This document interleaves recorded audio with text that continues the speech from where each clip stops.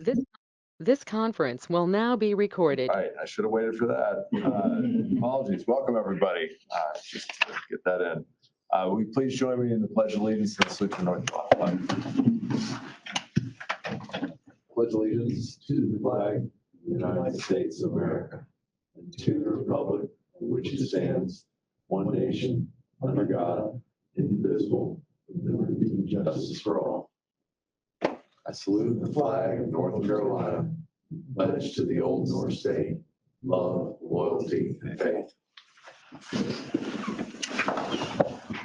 All right. So administrative announcements. As a reminder, if anyone wishes to make a public comment, please sign up or email Patty Hall at patty.hall@nctreasurer.com. That's PATTI.HALL@nctreasurer.com. Please note this meeting is being recorded and will be posted online with the other board materials.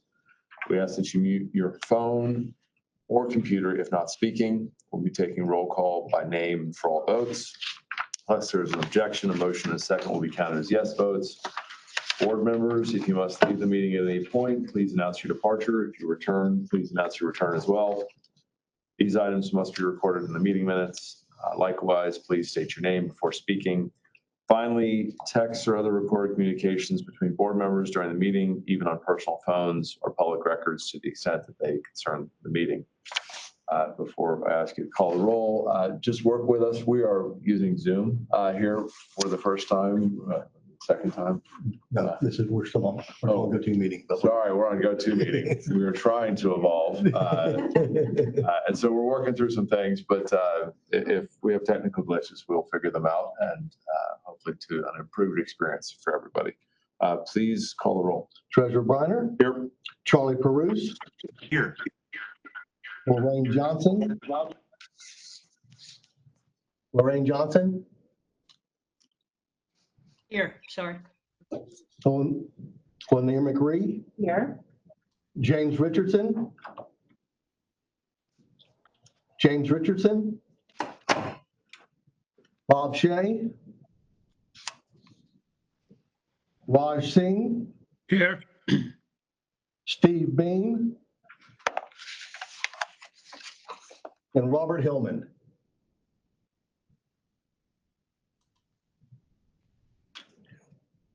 All right. Okay. Will all the board members please take a moment to review the agenda? Does anyone have an actual, potential, or the appearance of a conflict of interest in these matters? Okay, hearing none, let's move on to the consent agenda.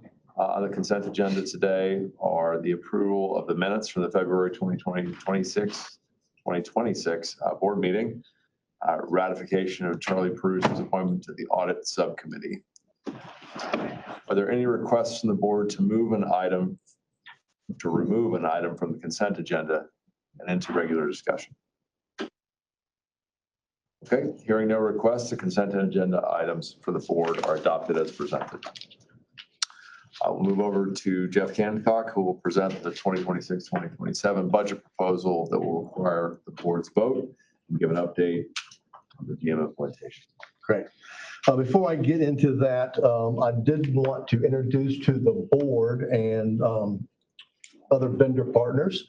SRP has a new attorney supporting the plans, Trevor Paris. So Trevor joined DST back in 2023 and worked with our investment management division as well as our financial operations division. And now we'll be supporting the supplemental retirement plans as well as the NC Able product. So welcome aboard, Trevor. Anything you'd like to add or say? It's a privilege to be here, and I look forward to working with everyone. Thanks, Trevor.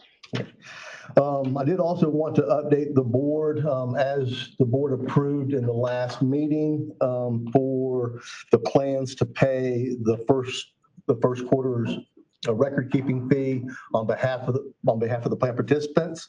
That fee was paid in the amount of $2,256,243. So that has helped us to reduce our reserves down again. So again, thank you, the board, for approving that.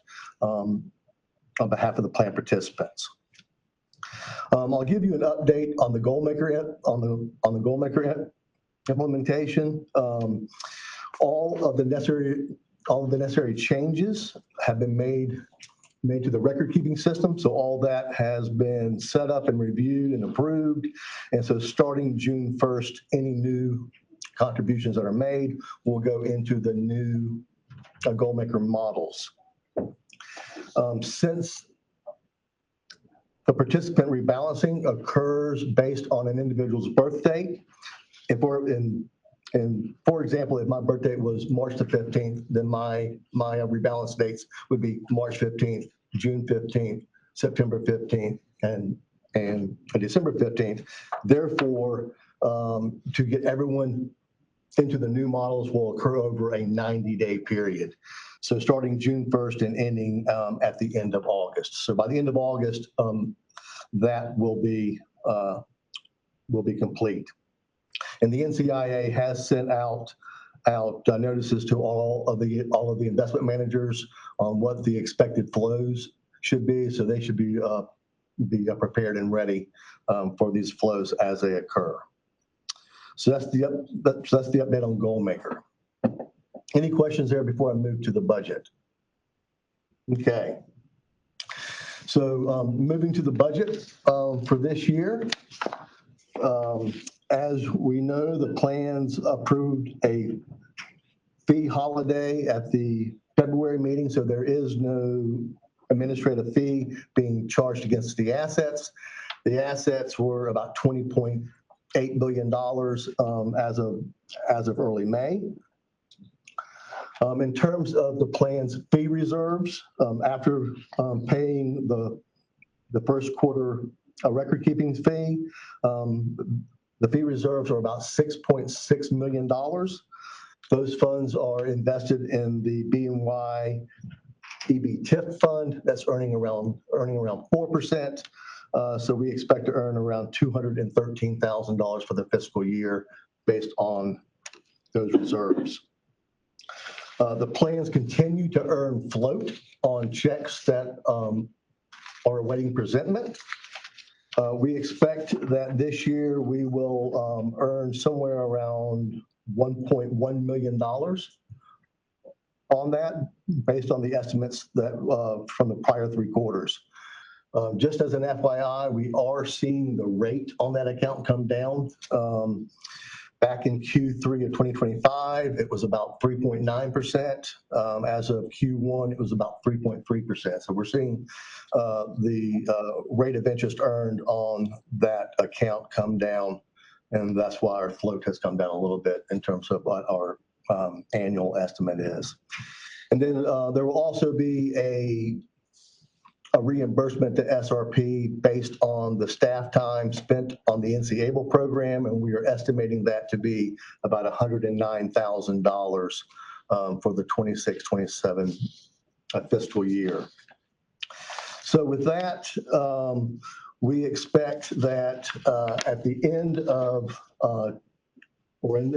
as of June 2027, at the end of the fiscal year, we will have a little over $4.8 million in our fee reserves. So again, we've been doing a good job of bringing that fee reserve down.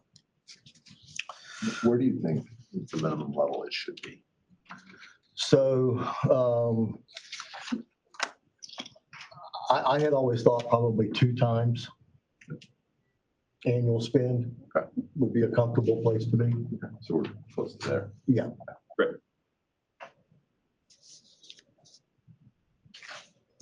Moving on to the budget.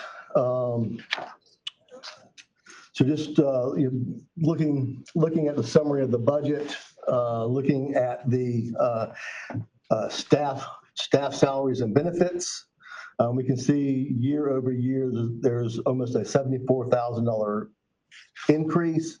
And Mr. Singh, I did get your question prior to the meeting. As you mentioned, there is a lot of movement within those numbers. So let me kind of try to break that down. So one of the things that you'll see is the NCIA is moving to a new fee model where they will be charging us a basis point fee. So as a result of that being a new line item under purchase services, we took out the staff salaries for the NCIA that have an impact on the plan. And so we have about 338,000 coming out as a result of the NCIA staff. Late last year, there was a compensation study performed. The SRP jobs were part of that study, and as a result, there were some staff increases that were put in place back as of January 1. It not only impacted the SRP staff, but some members of our financial operations division and a member of our RSD staff. In addition, there was a new split funded allocation from our financial operations division that was allocated to SRP in the around the amount of $12,000 for the coming year.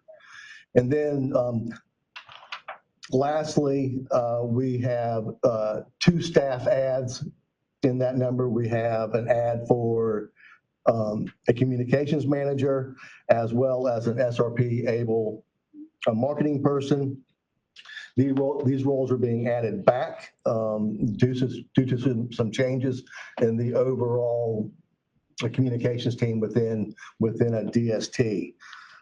We do expect that those roles, first being the communications manager, will be split funded with the retirement system, and then the SRP able marketing role will be split funded with the NC Able program. So the spend that is included here in this budget will actually be reduced once we get the proper split funding set up for those roles. So you would actually see a reduced spend from what we're asking for here, but just asking for them now gives us the flexibility to kind of navigate these changes. And those two roles being added back with their salary, the estimated legislative increase. We do include a buffer on salaries, and then the benefits and the health plan. That's estimated to be about $339,000. So let me pause there and see if you have any other further questions, Mr. Singh. I know you had asked for a little bit of a breakdown of what was all composed in that number. No, that's very helpful. Thank you. So I just want to make sure that the puts and takes were understood. It makes sense. Absolutely. Thank you. Moving on to the, oh, sorry. I have a question. It appears we're going to be paying the investment authority about $300,000 more. Could you explain, like, is that for additional services they're providing? I mean, it's not double, but it's really close to double what we were paying last year, and that's a market increase, I would say.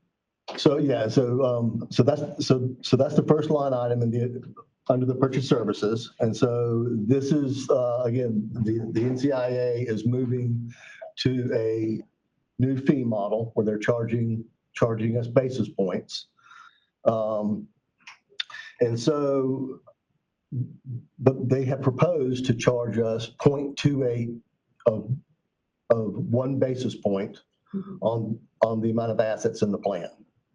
One thing that I'll note here is when I was calculating this number, I did include a growth on the assets. And so, yeah, from what they were charging us, that fee does go up. And so part of that is the NCIA was part of that market study. So part of that market study was to bring the compensation plan for the folks involved with the NCIA up to a market rate. And so the NCIA for the Supplemental Retirement Board they don't really manage our investments because those are managed by our fund managers, right? So what they're overseeing the fund managers, so they're really providing it's just, to No, me, it's a it great seems question. like a really large increase for not a change in services for Sure. us. So maybe let me try to disentangle a couple things, and then Kevin, please add on if I get anything else. So the way I think about the change in fee is about a third is related to the compensation study and 2/3 is related to a time allocation difference. And the way that we've looked at time allocations for the first time in a long period of time, what we saw is that probably weren't showing as much time dedicated to SRP as was actually happening. What does the NCIA do for the supplemental retirement plan? They conduct all searches for new managers. They evaluate all the managers in conjunction with consultants, and they provide them recommendations for us. So that is a lot of work. We don't always see the full body of work. We see the summary recommendations. And so it's really that 1/3 of comp, 2/3 of time, and then those investment recommendations in services. Did you do that? Yeah, we did look across all of our clients, and we're going to our own board on the 27th of May to recommend this new cost structure pass-through. Used to be the model, and rather than do that, everything will be put on a basis point. So for the supplemental retirement plan, it's on the order of about a half a basis point, right? And then over time, we flex our focus up and down according to what's needed for the plan and project studies, things like that. And there isn't kind of a add-on charge related to additional time. It's just kind of known. And then as we build a reserve for the NCIA over time, similar to what you all have done, then we review that annually with our board, and we'll do reductions, fee holidays, and things like that to smooth it out. So we think it's a much more manageable approach. And as the plan grows, as it becomes more complicated, this supports it. But that's pretty standard approach. And I think the new rate more accurately, or perhaps more accurately reflects the amount of time the NCIA is actually paying, sort of being undercharged before. And then a portion of that, a third of it is compensation. It just is a dramatic number. And I do want to be clear, so In the scheme of all the numbers, I know it's very small. It's a totally different question. So within the budget is a fee rate of 0.28 of 1 basis point. The half a basis point that Kevin mentioned is we're still trying to study this. They proposed taking the investment consulting contract under their wing, and that's where the rate would then be half a basis point. This is so new. Double that again, basically 0.28. Well, but there's cost that would be moved over there as well. So that's why that would go up. But because we haven't really had time to study that, I let the investment consultant out as a separate line item. And the rate in here is only 0.28 of 1 basis point. So if the rate for NCIA goes up, investment consulting goes down 1-for-1. Right. The other thing to know is that we had not done a compensation study in 9 years. So we kind of get it all at once. Yeah. Okay. This is Lorraine. I had another question or two and comment, I suppose. Remind me, please, because we did go over this. The investment consultant, is this replacing the staff that we had who came, the folks who came to the meetings and reported to us what they had done in terms of working with Callan and Gaylord and everyone else and coming back and making staff recommendations that the board then considered? Is the NCIA basically replacing that staff? So no, Callan is still. Specific people, I guess. No, I don't mean replacing Callan. I mean replacing the staff who we are used to seeing in the meetings. No. So again, the NCIA, the members that you have seen at the meetings will still be providing oversight to the SRP investments. And as the treasurer mentioned, there's some additional time allocations as they are working through their new model. And I have no objection whatsoever to a staff compensation review after 9 years. It was, past time to do that. I understand. I'm still back to there didn't used to be an NCIA, and I'm still kind of getting a grip on why that move was made, but maybe that horse has left the barn, so to speak. So the And we're just now kind of figuring out exactly what that means cost-wise.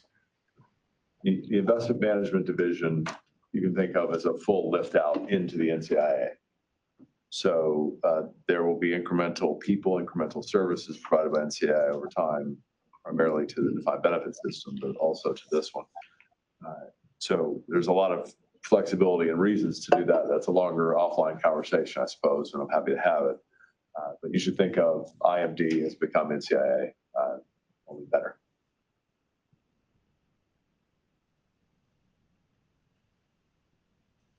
Any other questions on that before I move forward? Okay, hearing none, you'll see that we did increase our legal spend. We did so based on what we have spent this year. We went a little bit over the prior year budget this year, as well as with the new attorney Trevor.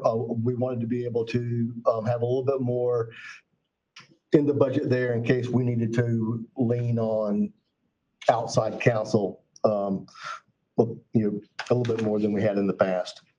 In terms of the audit, that's just the annual increase there for the audit.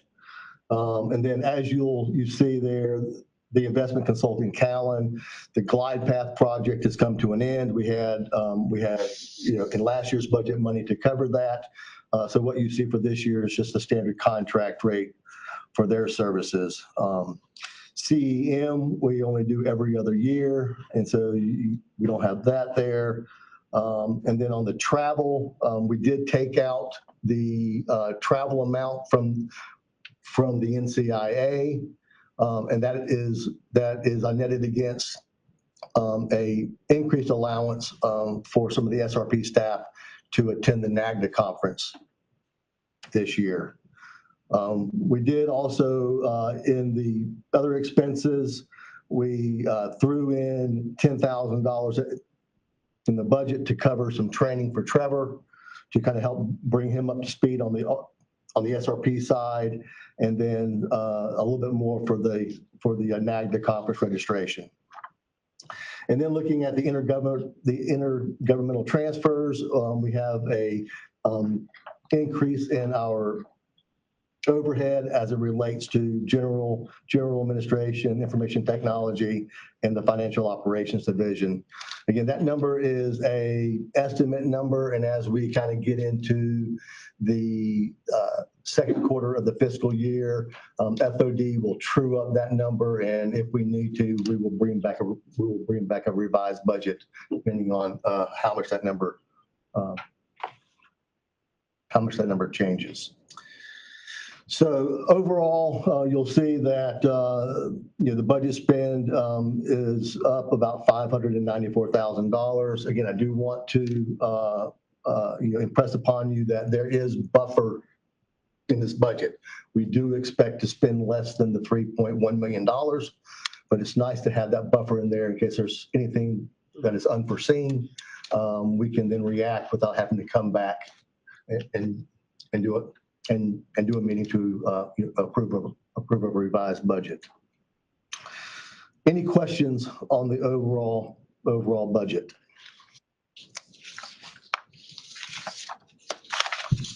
Okay. Do I have a motion to approve the SRP 2026-2027 budget proposal? So moved. Thank you. Is there a second? Second, Raj. Thank you. Please call the roll.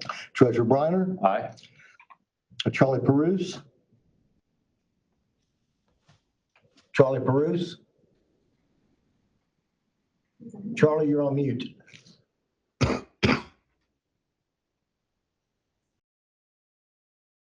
Lorraine Johnson? James Richardson? Bob Shea? Steve Bean? And Robert Hillman? Aye. Charlie, can we get you to vote if you're there?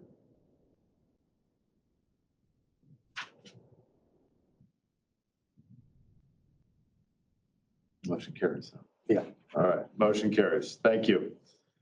Let's move over to the administrative update with the team from Galliard.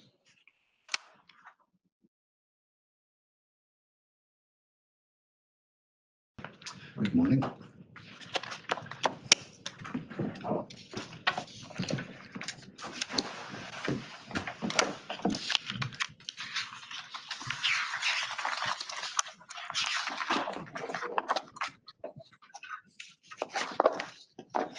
Let me just jump in. Yes, please. Good morning, everybody. Thank you very much for giving us a little time for the stable value update. I'm Mike Norman, president of Galliard.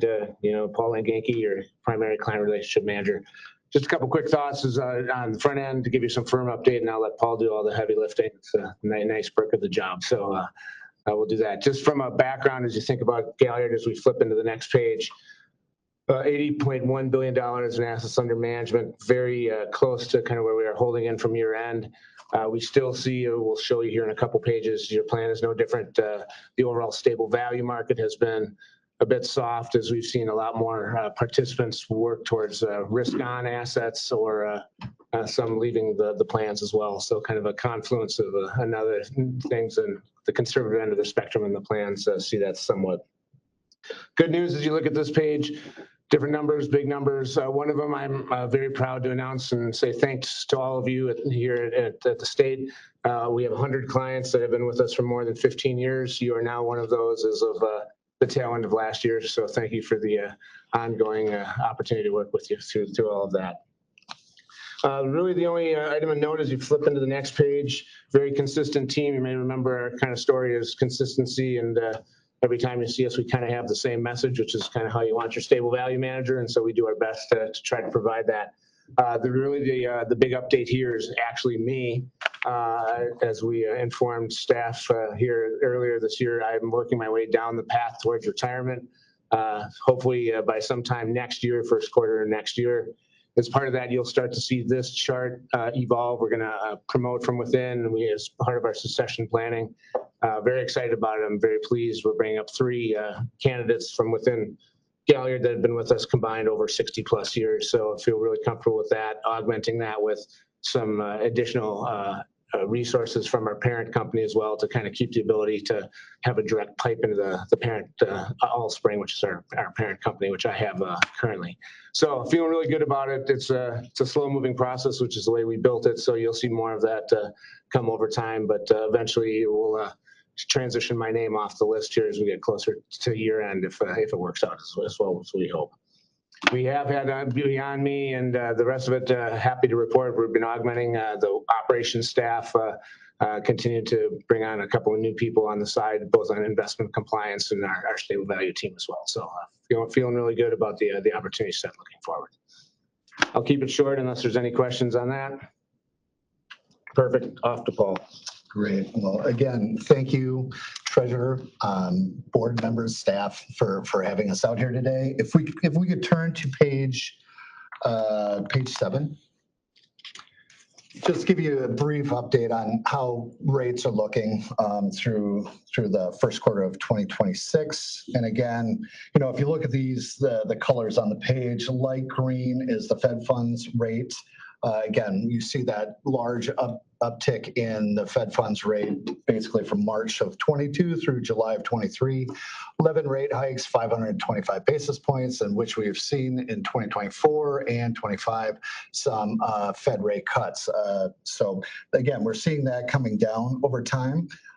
And also the dark green line, that represents the 3-year constant maturity treasury yield. And that's the primary benchmark we use for stable value. More or less over the last few, maybe year or so, it's been oscillating around 4%. But one thing to note is that dark kind of purple line, that is the Galliard stable value separate account composite net of fee crediting rate. So again, what you're seeing there is that kind of U shape. Again, still moving upwards. And again, it does that because the stable value crediting rates they follow the path of interest rates, but they do so with a lag given the unique structure of stable value smoothing the underlying market value returns. But really, the one thing to note on this page is the convergence of all these numbers.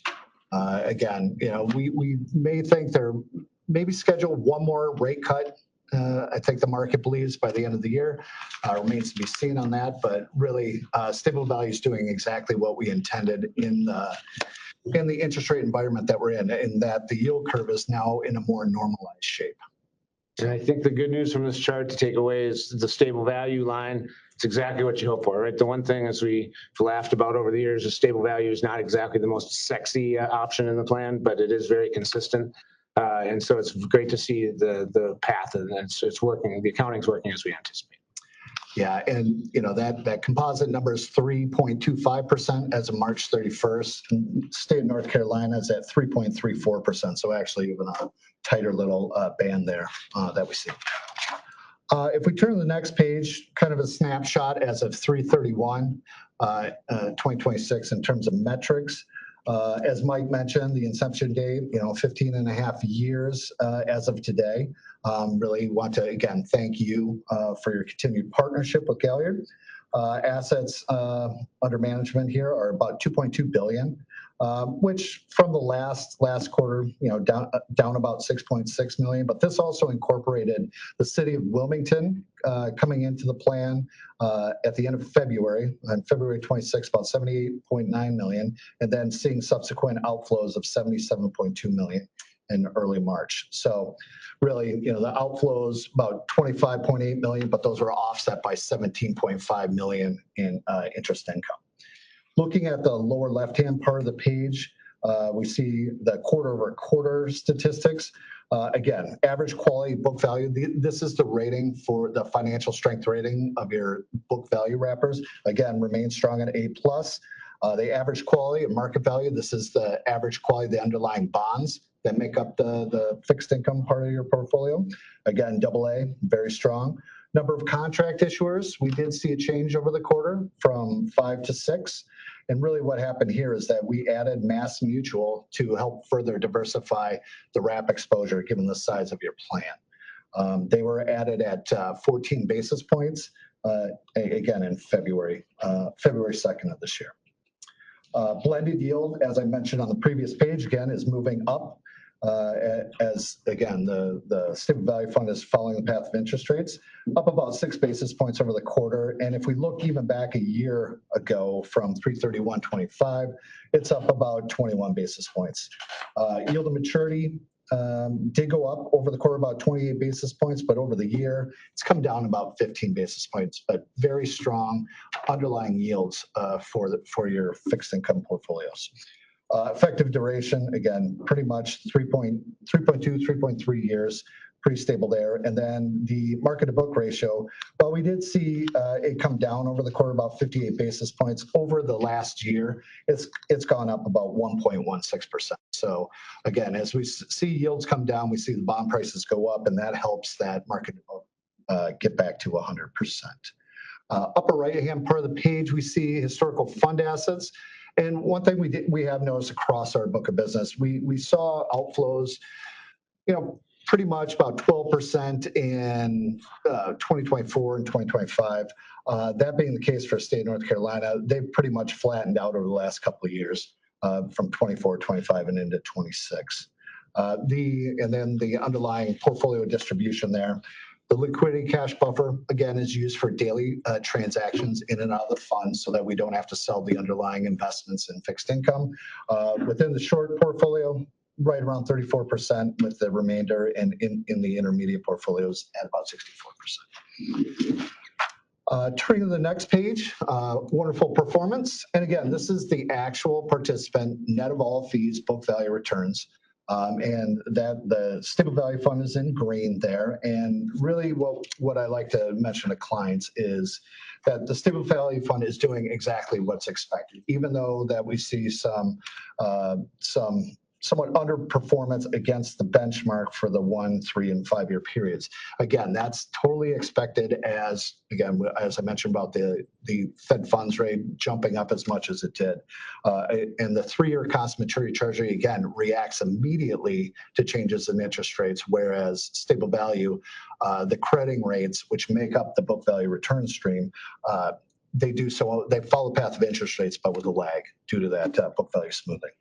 But really, the one thing else to note on this page is the inception number for 15 and third years, so much, about 58 basis points of outperformance net of all fees. Again, and then what we're also seeing in the 3-month and 1-year periods, we are seeing that delta between the stable value fund and its benchmark come in line. And I looked at what it was about a year ago, for the 1-year period, what the difference between the portfolio return and the 3-year constant maturity yield was, and it was about 111 basis points. So again, we're seeing that convergence of yields, and we're also seeing the convergence in returns as well. Any questions on this page? All right. Next page, we have cash flows. Really, what we're seeing here is, as I mentioned, on average, state of North Carolina has a lower participant-directed cash outflows than our actual composite. So, like I mentioned, it was about 12% over 2025. State of North Carolina, as you see in 2025, had about minus 5.3%. So, participants are sticking in the fund more than our composite, let's say, which is good to see. And one thing I like to reiterate about participant-directed cash flows is that they're out of the plan sponsor's control, they're out of Galliard's control, and they're not in control with Callan as well. So, again, that's one thing that's a unique aspect of participant flows, but again, it's out of our control. So, but what we are seeing is good numbers. I think the good news is if you look at it from a plan level, relatively, and if you look back over this whole time frame, relatively in line with what we see broadly across our 80 plus separate accounts across stable value, including a number of 7 plus state plans too. So you're not too far out of the range, just year in, year out. It's pretty consistent across the universe. Hence the word stable, I guess. We turn to the page 11, just looks back at the last 9 quarters. And upper left-hand corner, even though that the y-axis, the yield should be probably a little more spread out, but if you look at it, it is on the upward trajectory, basically up over 31 basis points over the last 9 quarters. Historical duration, as I mentioned before, pretty consistent, about 3.2 to 3.3 years over the last 9 quarters. If we look in the upper right-hand part of the page, you see the market to book ratio. Again, that's moving its way up. You see that blip there in the third quarter, and that was due to yields dropping, bond market rallying in August and September. And trying to think back what was going on at that time in the markets, I think it was due partly to Kamala Harris entering the presidential race due to her strong polling numbers. When those numbers weakened in October, the bond market sold off in the expectation of a Trump win and a more inflationary pressures built on the back of higher deficits and growth. So once the thought was that Trump's in office, the yields did go back up. So that's what I think explained that blip. But again, if you look at the yields and the market to book ratio, those are basically inverse on top of each other. So as yields go up, market to book goes down and vice versa. I think a simpler way to think about some of this too. Remember, we throw a lot of numbers at you, so apologies. We love to talk numbers. The underlying market yield that you see in the lower right-hand corner, that's your bond portfolio kicking off underneath, and that's what the performance is. Participants will realize that over time, but it has this crediting rate function, which is the smoothing effect that I've talked about earlier. So that is reflected by the market to book value ratio. And as that gets closer to 100 or par, then you'll start to see the rates being less amortized over time. And that's what comes through in your overall blended yield to participants, which is the upper left. So if you wonder like, well, why am I at a 334 for my participants at a blended yield versus a 450 in the bond? It's really just the math that's working through the contracts over time, exactly as we would anticipate it would work. All right, next page is basically our wrap contract provider distribution and ratings. One thing that I did mention over the first quarter there is that we did add MassMutual as a new diversifying wrapper. Very high quality wrapper. You see AA+ rating, and one of the highest in the country. We have been successful over the last year as well at negotiating lower wrap fees for these portfolios, basically getting them down to 14.5 for Met Tower on November 1st of last year, and all the rest are at 14 basis points, and that occurred. American General Life had a reduction on March 1st of this year. Nationwide had a reduction at 12/31/24, and then Peru and Transamerica each had fee reductions to 14 basis points on the 1st of this year. So again, moving in the direction that we hope to see with lower fees for participants. Then if we can skip over to fees on page 14. Just want to note here that we see the delineation of the fees in the overall stable value fund. First line is the investment fees paid to Galliard. Again, that's on a tiered fee schedule. So more assets, lower fees. Investment management fees paid to non-affiliated investment advisors. Those are the external fixed income managers in your portfolio in the intermediate duration space.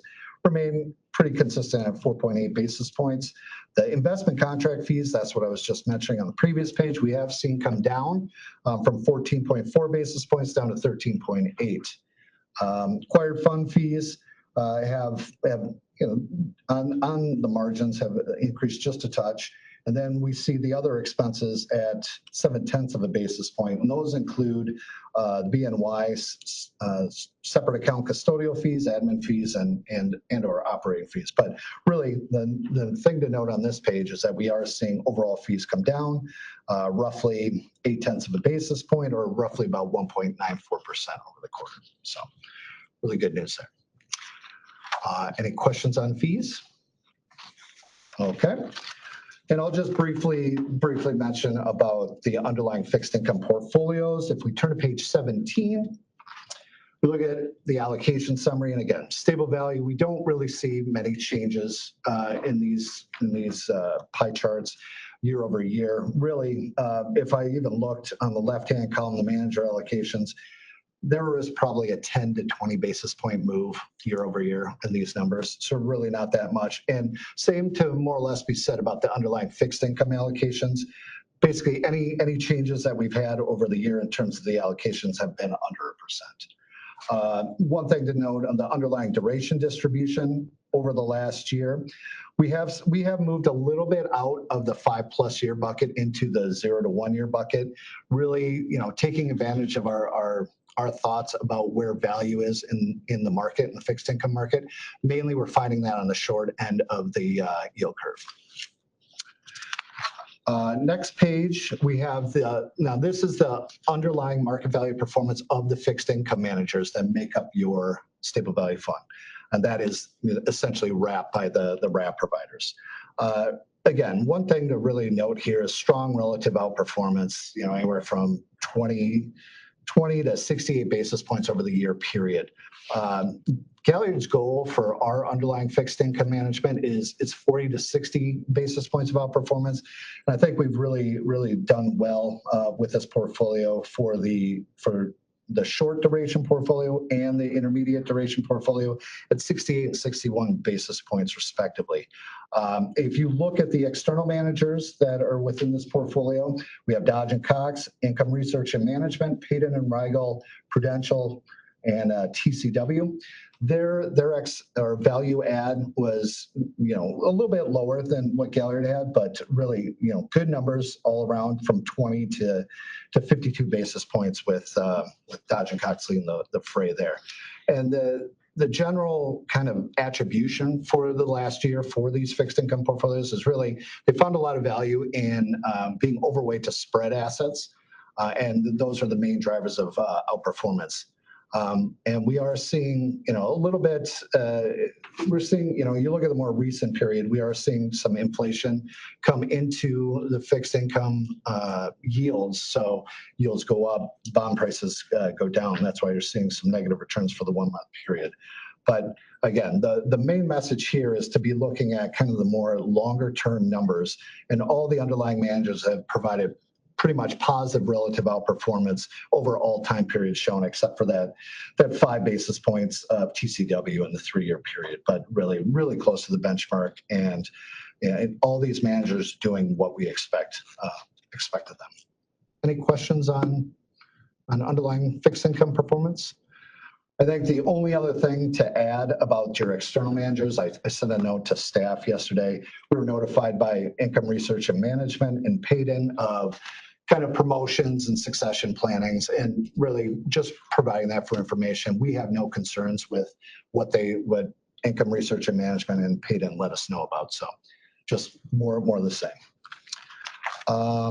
Really, I can go through some more things, but it's basically just kind of performance pages and whatnot. But any questions from anyone here? Short and sweet. Perfect. Thank you very much. Answered them all. Thank you. All right, we will move over to the team from Empower. All right, everyone. You're gonna have to deal with just me today. Jody's on a well-deserved vacation. You allow her to take vacation? I know. It's hard. All right, so first and foremost, great to be here today. We'll review some of the numbers from the first quarter.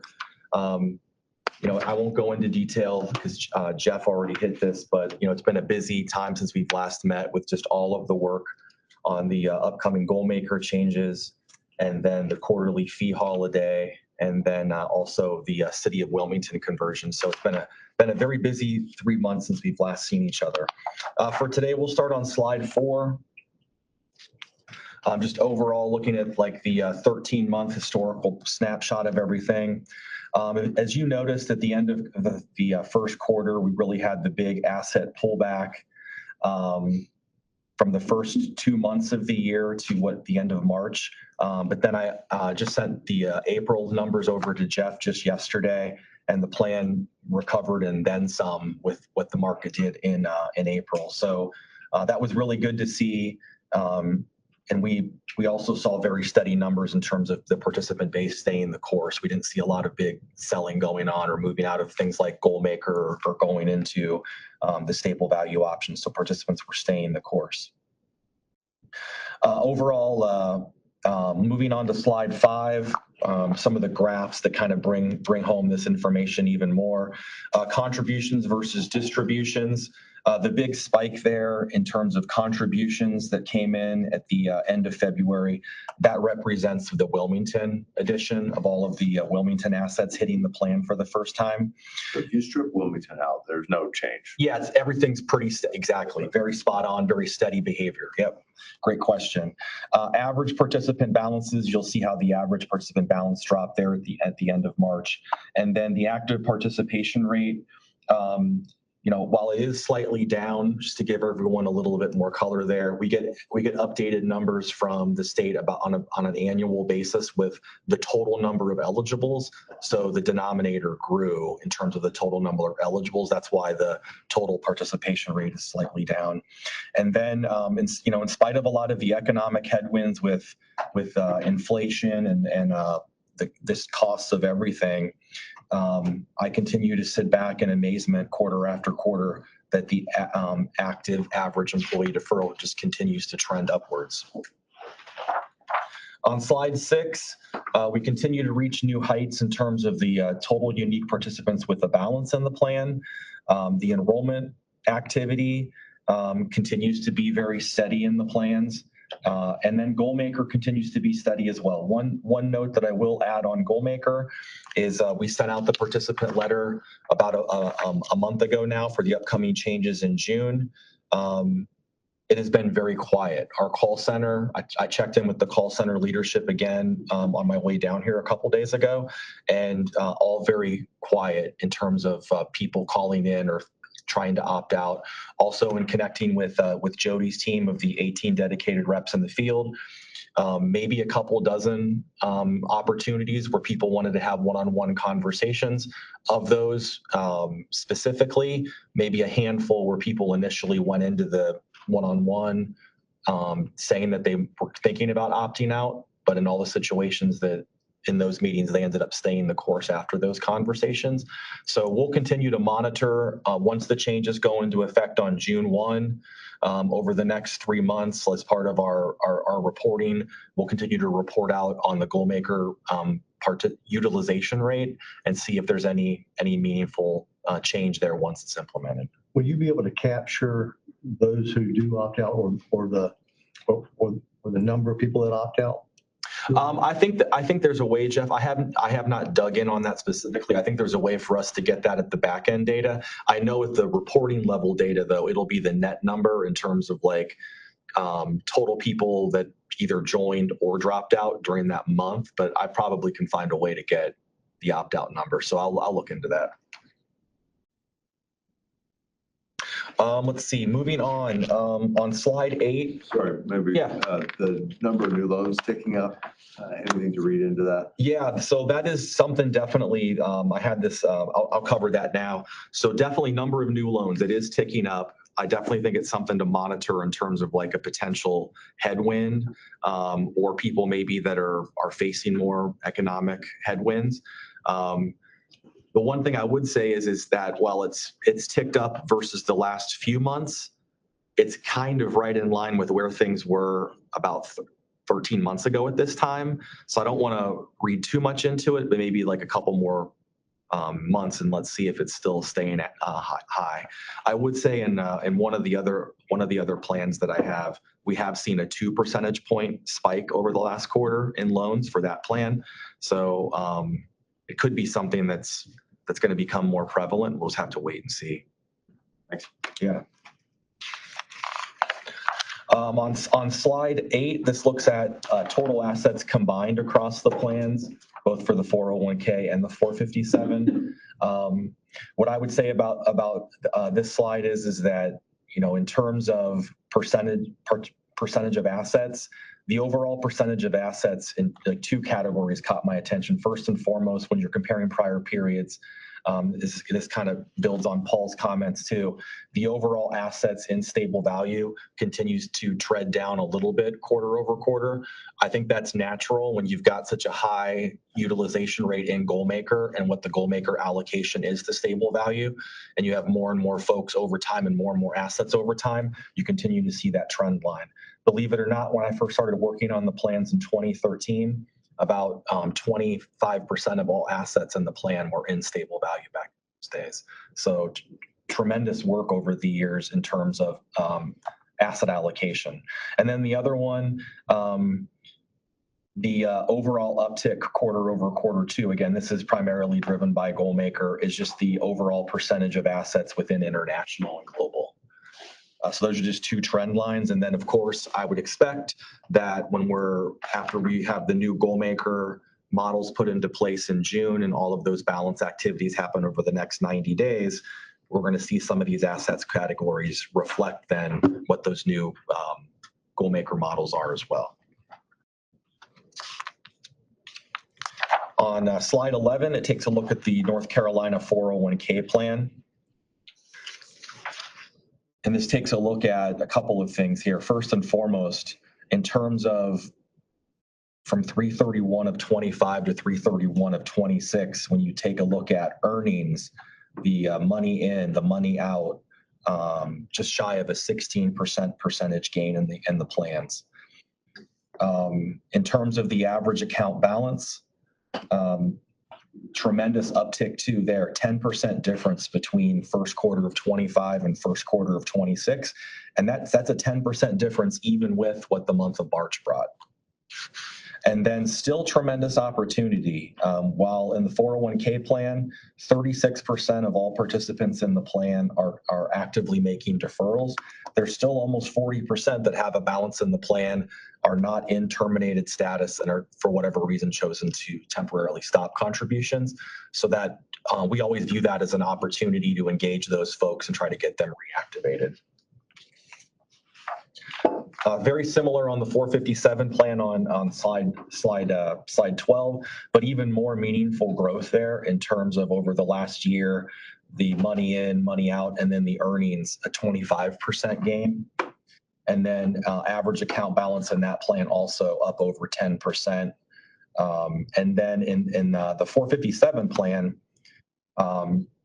in terms of folks with an account, you're much higher. You're at 45% actively contributing, about 30% not contributing in that plan.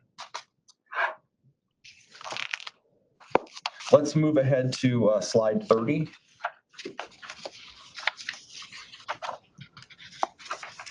Slide 30 and 31 just takes a look at for the 401k plan on slide 30 and for the 457 plan on slide 31, the net cash flow. One thing I would say is that, the North Carolina plans, like a lot of state plans, they're a very mature plan. And when you look at the demographics, you have a lot of folks separating from service and starting their retirement journey. So you do have, outflows outpacing new money in. And then, of course, if, this really spells it out. That last line, gains, losses, you can see just how bad the blip was in March in terms of the first 2 months of the year and what March did to wipe out the early gains early in the quarter. But like I said, the April numbers were just phenomenal for the plans. I assume they more than offset March. They did. They absolutely did. Yeah. Like Jeff, I can't remember exactly what I said the April numbers were, but they were whatever the end of the balance and the plans were at the end of March, the end of February, the end of April numbers were higher than by I want to say $400 or $500 million. Yeah. So in early March, we were back up to 20.8 billion. So, Yeah. Up almost up $1 billion from that. So I didn't have to ask for your coaster back. You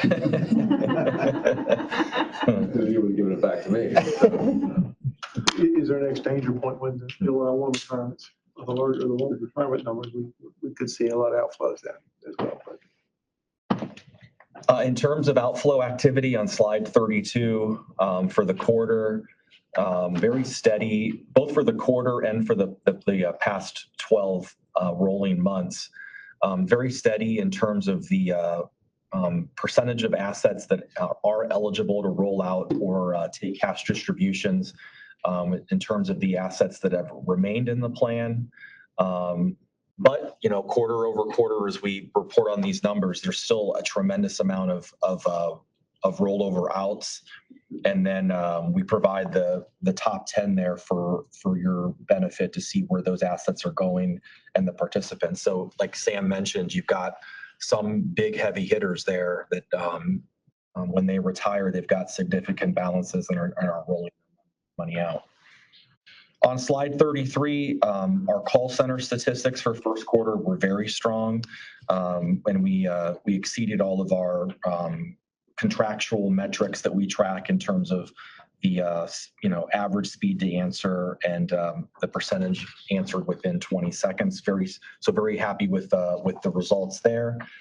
And then on slide 34 and 35, it's our participant engagement information for the quarter. So again, off to a very strong start for the first quarter. Our retirement counseling team met with over 20,000 members in the first quarter. And those meetings can take place in a variety of ways, either via a one-on-one meeting or attending a group meeting. Also, we're able to get in front of 916 employers in the first quarter as well. So just off to a really good start with the engagement across the state with your participants and also with all of your sub-plans. And then very happy again on slide 35 with where we sit in terms of the enrollment activity in the first quarter. If you add up the 401k and the 457 plan, it should be again, if that trend line holds, I would say probably another within one of our 5 best years ever in terms of enrollments. So, we're still seeing a lot of good engagement and opportunity, especially at new hire orientation. So it doesn't appear at this time that there's been too much of any hiring pauses or things like that that would create some headwinds there.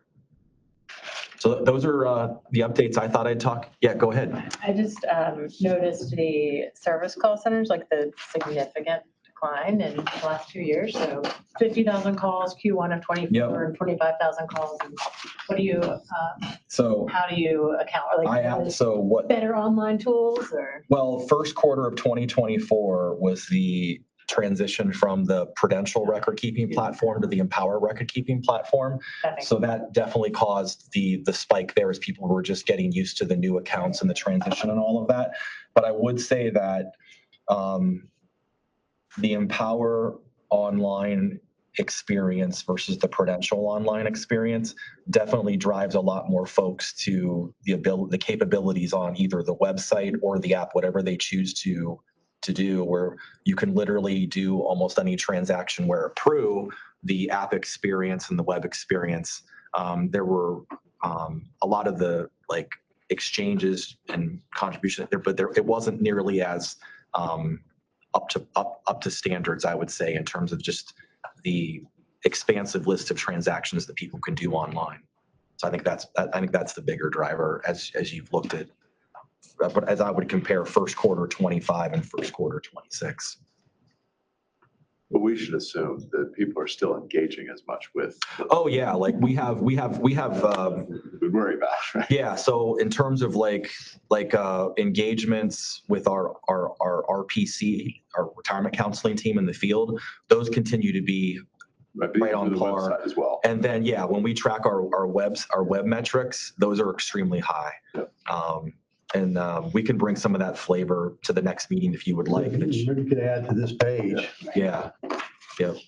Because you could just account all these statistics being better because no one's engaging. Right, which would be that would be yeah. Typically we see that as quarter over quarter goes by, more and more of your participants choose to interact with the app, and the app usage is continuing to outpace the website usage.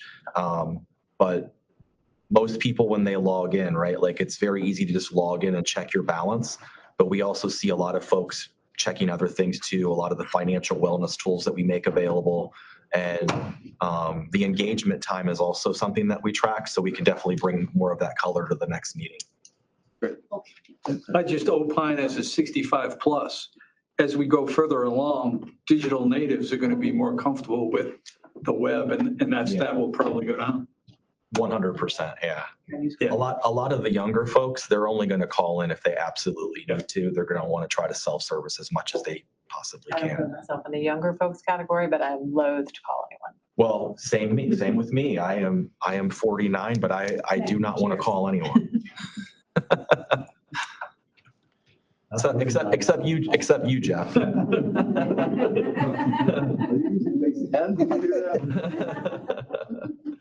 A question on the participation rate comment, if I may. Sure. I know you mentioned that the denominator has increased, but that data is not there in any of the charts. Just that there seems to be a reversal in the first quarter in terms of participation rate. I'm wondering if there's something else going on rather than just the denominator, which again, if it can be added next time, that'll be helpful. But sentiments that people have of not participating, or market, or what else would be going on, or seasonality at this time of the year? Yeah, I don't really see anything else going on, because what we don't see is that we don't see people stopping their contributions at a higher rate than they typically do. And we are still capturing enrollments at the same level. So I don't see any other headwinds that would make me say anything else than the denominator just changed. And then also when you factor in too, like when you add a huge plan like City of Wilmington, that also, you get all of those eligibles added as well. And their participation rate was lower than our rate as well. So that creates another, I don't want to say anomaly in the data, but it just creates another factor there on why the participation rate is slightly low. I think the other thing that always like catches my attention too when I look at that slide is that, let me go to it. Slide 5. When I go to that slide on slide 5, we're really like splitting hairs. Like where it was at its highest last year was 35.6, and that was like right before we got the new total eligibles in the plan. But it's really only dropped to just shy of just above 34.8. So it's not that big of a drop either. But just the way that the chart is presented, it looks like it might be. Yeah, no, the scale can have that, that perception, but I just want to make sure that it is proportionate to the said City of Wilmy. If the participation rate was low, then that would explain it, but that information about the eligible employees is missing. So maybe there could be a chart on the right-hand scale to add that as well. Then we don't have that question. Okay. Thanks. Any other questions?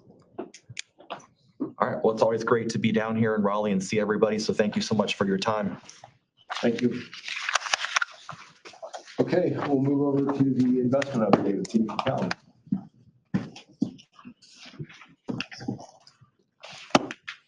You all being here? Thank you for having me. Yes. It's good to be here. Well, great to see you all. And for everyone on the phone, this is Elizabeth Hood from Callan. We have 3 agenda items today. 2 of them are a little bit more in-depth and strategic. So we're going to start. Weston's going to walk us through performance. So taking a look at the plan that we have in place today. And then we're going to take a step back and look forward. So we have with us today Greg Ungerman, who I think this is his first time with the board. Staff knows him well. But Greg leads our defined contribution team for Callan. So he has a team of 6 that he manages. No dedicated client contact. Their whole days are spent just in the defined contribution space. So working with record keepers, covering Empower and some of their peers, leading some of the strategic considerations like menu design, which is what Greg's going to walk us through today. Target date suitability review that we did, that was Greg's team. So again, legal, regulatory, anything and everything DC. So Greg's going to walk us through looking at the overall menu design. So what is it we're offering to participants? What do they see when they log in? Then we're going to drill even deeper at each of the individual asset classes. So looking at the structure of US large cap, US mid cap, international equity, fixed income to see how are those built, how many managers, what kind of managers, how are they doing, and is there anything that we could be doing better? So kind of kicking off that conversation today too. So we've got a lot on the agenda, so we'll try to keep everything moving, but we'll start with the plan today and take a look at the current performance. Well, current meaning last quarter. All right.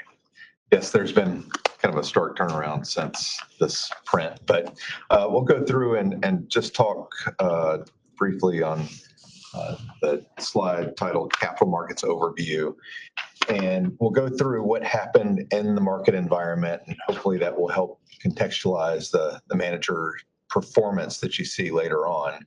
But just as a backdrop, a lot going on in the first quarter, a lot that the market didn't see as of the end of the year, namely a war really affecting oil prices, affecting a lot of, the ability to get oil, fertilizer, and a lot of other things out of that area of the world.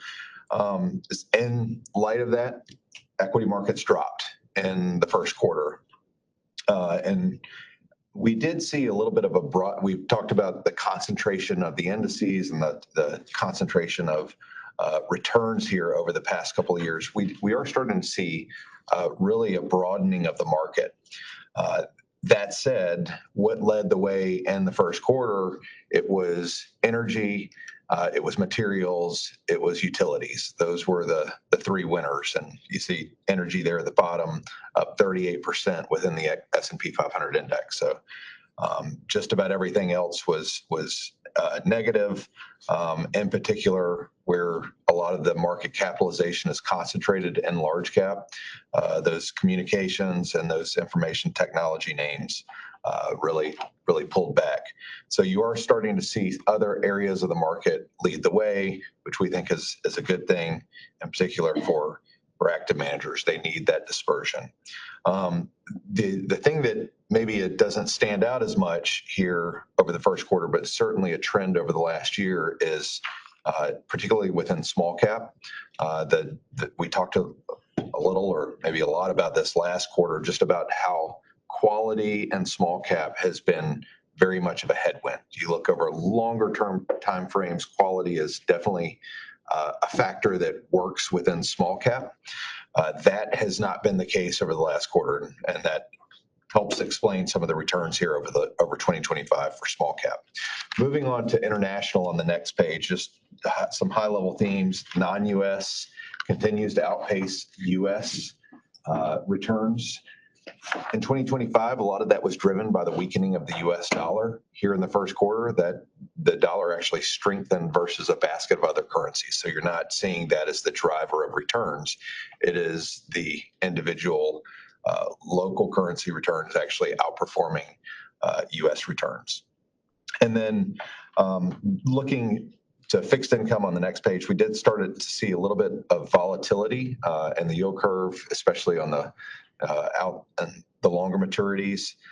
What is maybe even more interesting is what has happened since the quarter ended here, with yields spiking up quite a bit, especially on the long end of the curve. I want to say the 30 years at the highest yield that it's been at in 30 years. So that is certainly material. And when you're running a $1 to $2 trillion deficit every year, our borrowing costs as a nation are going to be considerable.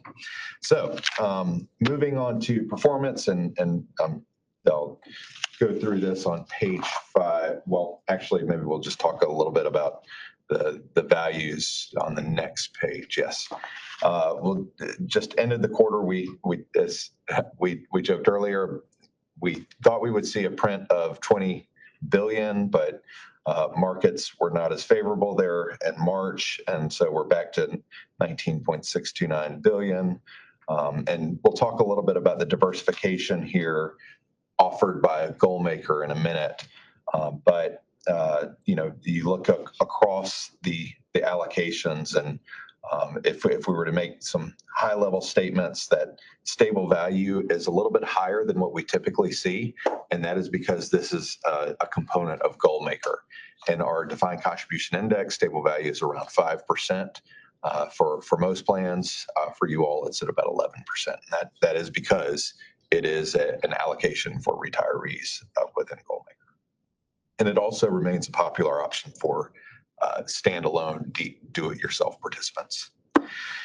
Moving to page 5, the next page, we'll just talk a little bit about the performance. On the top area, we have your passive strategies, and this is the performance as the participant sees them. So they don't see the underlying managers; they just see the white label options. And if we were to just paint in broad strokes here, your passive funds are doing exactly what you hired them to do, which is track the index at a low fee. The one thing that I would point out, and this is typical and consistent with what we see for other passive strategies in non-US, that international passive, you see some performance above the benchmark. That is largely due to what we call fair value pricing. The index prints at the one time of the day, and the value of the fund does not print until the end of the trading day in the US. So different time frames. And so when there is volatility on that last trading day, that is what fair value pricing does. That should wash out over time. But over the last quarter, it was a bit of it led to some tracking error. Then as you look down at the active net of fees, I would just say, you heard from Galliard earlier, the performance remains very good relative to peers, not just on historical performance, but if you look at other metrics that matter for stable value. What is the crediting rate and what is the market to book? Both of those remain competitive relative to peers as well. Fixed income fund also performing well. This is one where if only your equity managers could have the same consistency of outperformance that fixed income has, that would be great, but that is not how the world works. The consistency of outperformance is typically good within fixed income. You think of how they add value, it's by typically finding securities that yield more than what the index does. And 95% of the time that works. And then that other 5% of the time, it's maybe a little more steeper drawdown.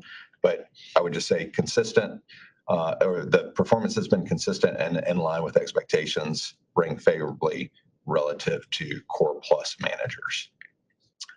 Maybe a little bit tougher reading here is on this large cap line. A lot of the active risk here over time has been driven by one manager, Sands Capital. That prior to the 2021 timeframe or 2022 timeframe, that was very good. That active risk that Sands brought into the portfolio really helped buoy this large cap core fund above the index and really above peers. It's been a little bit more difficult time for them since that period. But as we look across timeframes, and I would say in line with the median manager here over the last 3 years, but the expectation, especially within large cap, is not that you're going to get the median return. If you get the median return, you're probably going to underperform the index. And so the execution within large cap, the implementation has to be very good. It's not that you can't outperform, it's just that implementation has to be very good.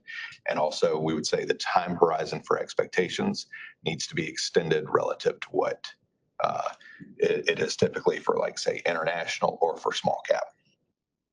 On the international equity fund, it was a tougher relative quarter. Over time, performance has been a little bit more challenged. This is one where maybe the expectations,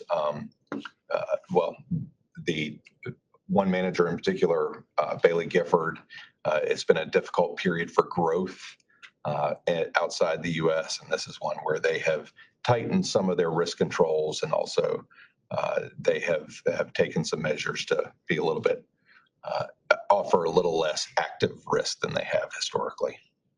And then for small and mid cap equity, it was actually a good quarter relative to the benchmark, showed a positive return when the peer median was actually negative, but still have some work to do to really get back to par with the index and really beating the index. We would say that, touching on some of my comments from earlier, what your bias is within this portfolio is more towards quality. So what does that mean? Companies that typically have less debt as a percentage of equity, companies that have more stability and earnings, and in your case, you have actually a lower valuation relative to peers and relative to the index. So that in 2025 was simply out of favor, but we do think that is a long-term winner for active managers within small cap. And then as we think about not just performance, but what are the drivers of performance, we would consistently say it's people, it's process, it's philosophy. And so on later pages, we go through, we spend a lot of time on these with our manager research, just highlighting what we think about the people, the process, the philosophy, and not just performance. And we kind of flag areas of concern. I would just say relative to what last quarter and the quarter before, not much has changed. Maybe just some subtle changes, but none really worth pointing out. And with that, I'll maybe open the floor for questions. And if there are no questions, we'll move on to our next item on the agenda. Okay, let's move on. Okay. Well, we'll take a look, and I mentioned Greg's role on the team. I think one of the areas where he's particularly strong is having the ability to sit in the participant seat. So Greg will often say, when the participant comes home and they sit down at the kitchen table and pull out the computer, which I always think is a good reminder of kind of who we're working for and how they think about the portfolio, not just with our investment lens, but just that everyday practical view. And then also, he was a consultant before leading the DC team, so has a really good understanding of, as fiduciaries making decisions, what should we be thinking about? So I think his context of bringing those two things together will be really helpful as we again, kind of taking that step back to say, okay, what does the menu of offerings look like for participants when they go onto the Empower site, or I guess most are now on the app. When they open up that app, what is it that they see? And can we improve upon that to help with their experience and help them make better decisions? Yeah, I used to say kitchen table, but now I guess it's at Starbucks on an app chatting to, it used to be Uncle Frank, and now it's somebody they just met in line to establish their investment philosophy for their retirement. But I kid. So yeah, Greg Ungerman, I've been at Cowen 27 years, head up the DC research team. So this is exactly what I love. Good to see you all. Thank you very much for having me. So we've got, I believe it's a different deck for on screen.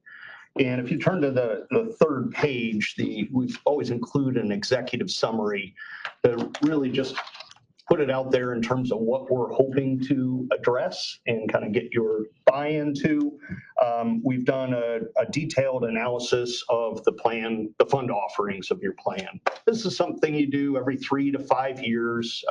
Things don't change. There's no new asset classes to add, but it's good fiduciary practice to exercise some judgment in terms of what categories of funds are you offering to your participants? How are they using them? And then, at the end of the day, how many funds do you want to offer? And so we'll talk about some kind of behavioral finance that goes into that. But the punchline is there's kind of two paths as we see it, with the focus squarely on the white labeled inflation sensitive fund. So recall, Goalmaker is making a change. This fund is going to be taken out of Goalmaker. So you'll see your population, the do-it-yourselfers, we call them, has a very, very low allocation to this fund. So there's very little utilization. In terms of assets, it's less than 1% of plan assets. So we're recommending, along with staff, to eliminate the fund from the plan. And we'll talk about some of those details as we go through. You certainly could replace the underlying manager, which is BlackRock, within it. But at this time, again, low utilization. Inflation's very, very hard. There's no perfect hedge for inflation. It's really done with a basket. And there's pros and cons to that, but the actual effectiveness has been quite low relative to inflation. So with that said, slide 4 just kind of gives a little bit of a background from behavioral finance.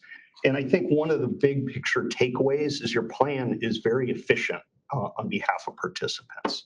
You've really bought into particularly choice on the bottom, allowing participants broad choice to build it for the do-it-yourselfers, and then Goalmaker has the key asset tools to invest appropriately.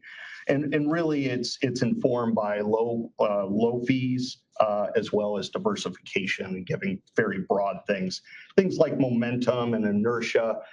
Putting very esoteric or narrow funds like an emerging market or high yield takes a lot of specialization and tends to be something that's either at the top of the market or the bottom of the market. For the broad participant, they might not have the education to know, hey, when do I allocate to this fund or that fund? And they might do it in the rearview mirror, which is, we all know, is usually the wrong way to invest.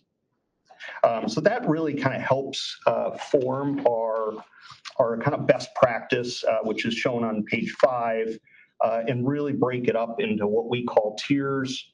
So asset allocation, do it for me, that's Goalmaker. Tier 2, the core broad asset class funds, that's what you offer for your do-it-yourselfers and Goalmaker. Right now, we don't believe you have any specialty or tier 3 funds. Again, that's that example of emerging markets or high yield. Those are all embedded in your either passive or active funds at appropriate rates. The structure of your plan is shown on page 6. And again, I'll pause. Feel free to ask any questions as we go through. I'm really just trying to hit the key highlights.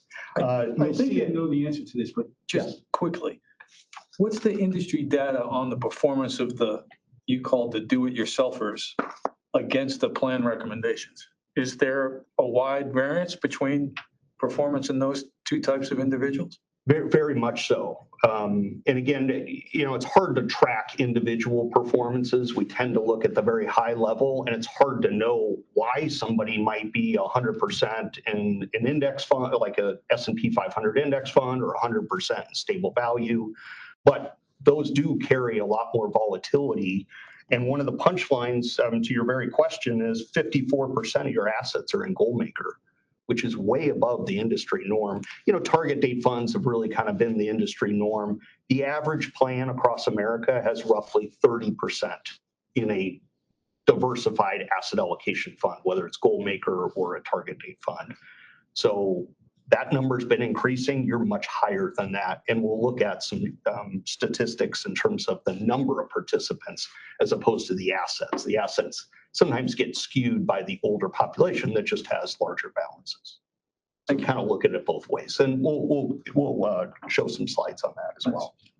So slide 6, kind of using that same, in this case, 2-tiered schedule. For tier 2, we broke it up into active and passive, and we call this an active passive mirror. So you're really offering participants choice between active and passive, which is nice.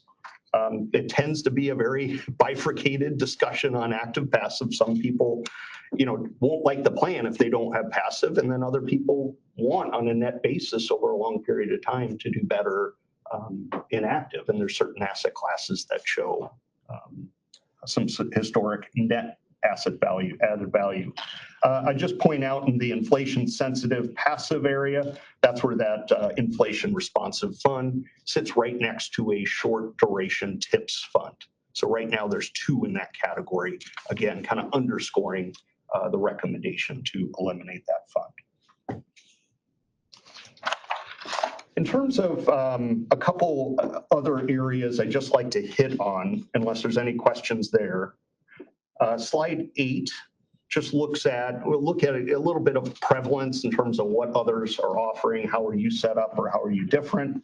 Slide 8 looks at our DC trend survey, and it shows in the upper right-hand type the investment menu approach. As I mentioned, your plan would very much fill an active passive mirror. And that's the green, 42%. And you'll see that's really grown over time. So you're an early adopter of active passive mirror. 53% are in a mix of active passive. So they're kind of both the same. You're just pure on your mirroring approach. In terms of number of offerings for participants, page 9, right now your plan offers 11.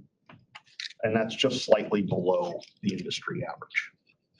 So again, we don't see any big reason. And I think those that have slightly higher start separating out large cap into growth and value. You can see the number of funds really increases, and then the work participants have to do increases as well. And 10, I think, is one of the key slides we like to look at in terms of looking at the DC index that we've created.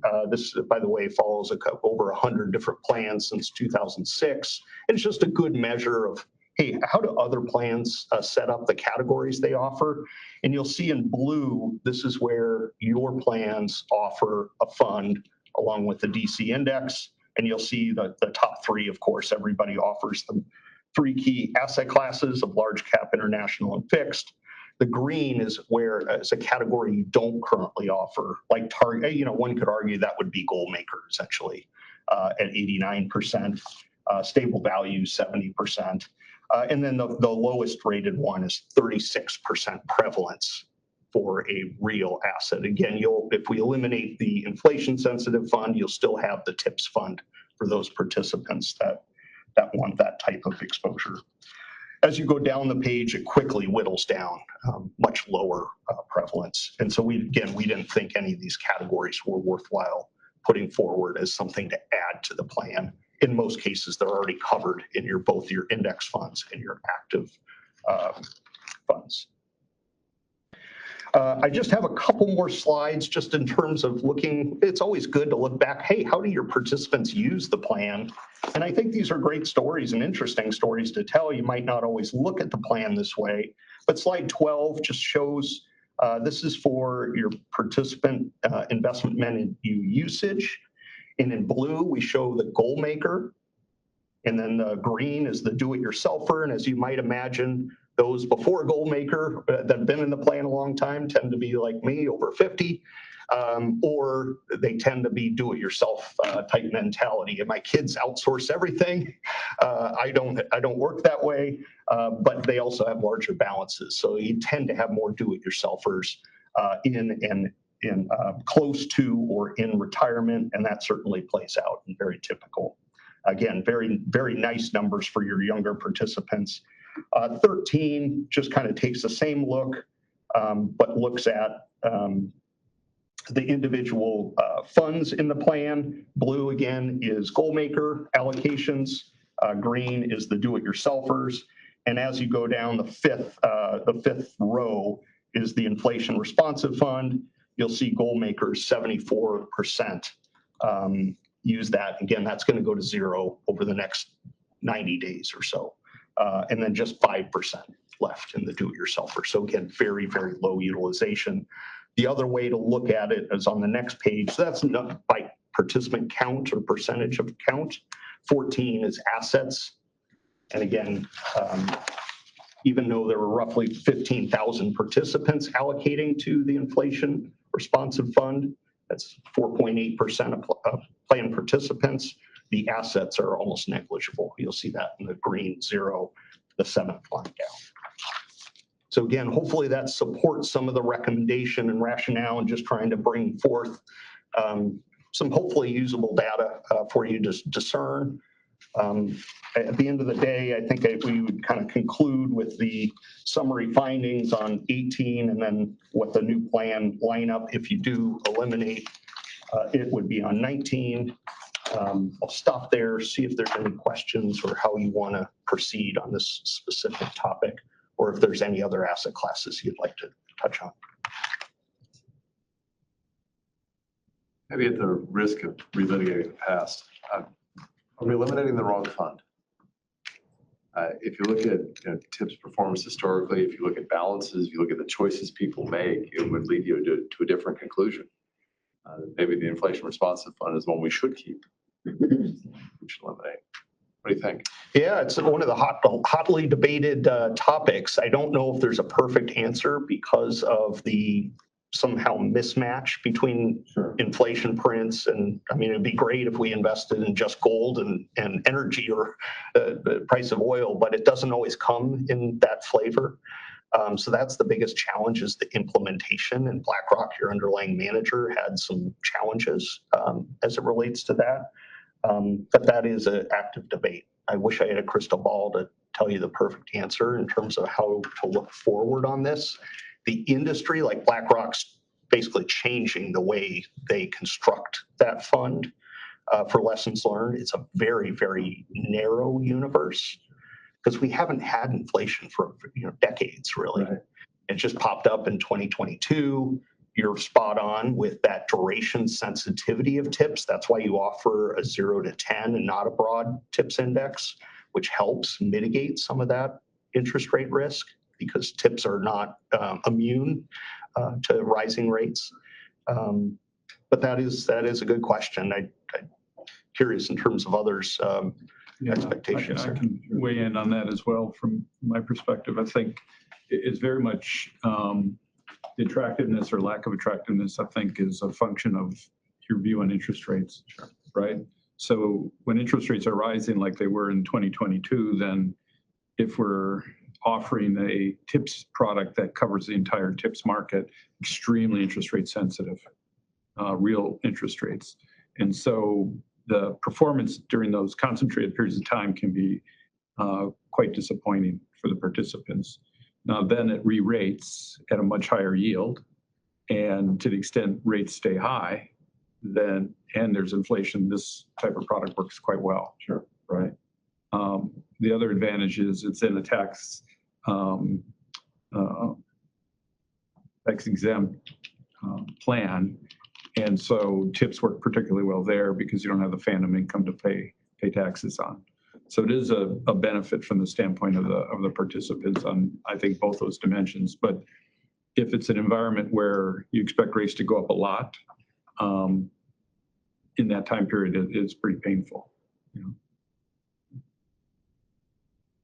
I'll mention one of the challenges with some of these inflation protection instruments is there's short-term inflation protection and there's long-term inflation protection, right? So you think of who is most exposed to inflation risk. It's typically a retiree, and they've got a set amount that they can spend, and inflation really erodes that purchasing power over time. So it is a real problem. The industry seems to have gravitated towards some of the more short-term inflation, which tends to be terrible long-term investments. They do, short duration TIPS does do a good job. Commodities tends to do a good job of those short-term inflation blips and catching that. However, long-term, they're not great inflation protection instruments. And, that's the challenge. And when you start getting looking at what does do a good job of protecting long-term against inflation, you tend to go back to equity and some of the equity-like instruments. So that would be natural resource equities and maybe some REITs and some other things. But that's the challenge is, and we did a lot of modeling with staff to say, well, how has it done? Really on the short term, it hasn't done well. And that was the purpose, was to offer some more short-term inflation protection. Okay.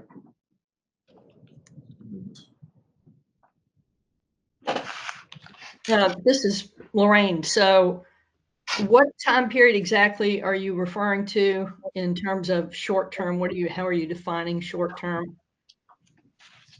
Really 2022 on, that's when inflation began to pick up in earnest. And so, the period from 2022 to really now, it's been it hasn't kept up with that inflation plus bogey. And but if you look over longer term timeframes, go back into the 70s and evaluate some of these, instruments might have done better, but that in the current interest or current inflationary environment, there's been really poor execution from some of these strategies. Yeah, I looked at our fund compared to some of the other funds that, in terms of like pulling up just for example, say a Vanguard REIT or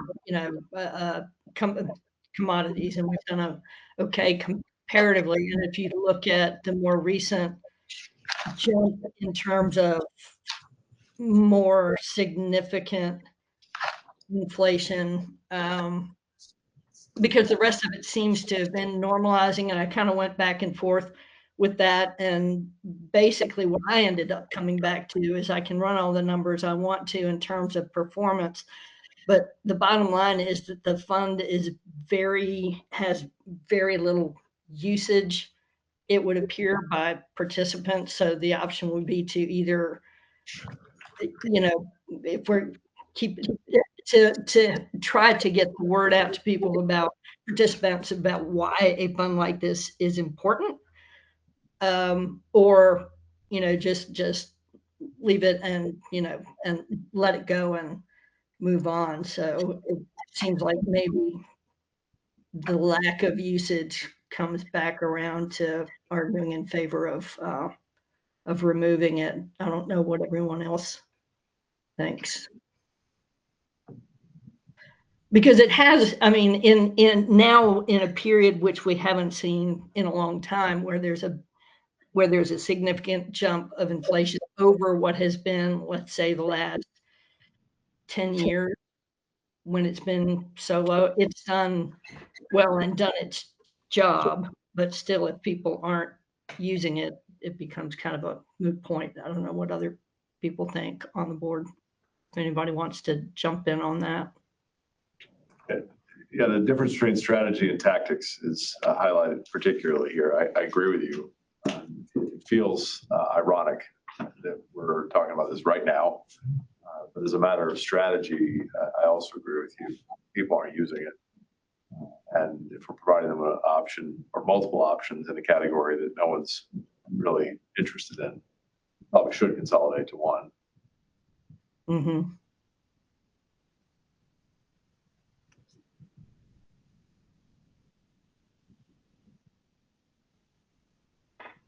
I'm not sure, do you all want to, if there's a vote to be had, do you want to do that now, or should we continue with the individual asset classes? I'm not sure structurally how you wanted to. So we, go ahead. I'm just going to say we have a standing recommendation to remove the product as, an action item, but there's a room in the agenda, that's yours. Yeah. So hold off then. Yeah. We'll maybe do it after the presentation is completed from Cal. It's the next item.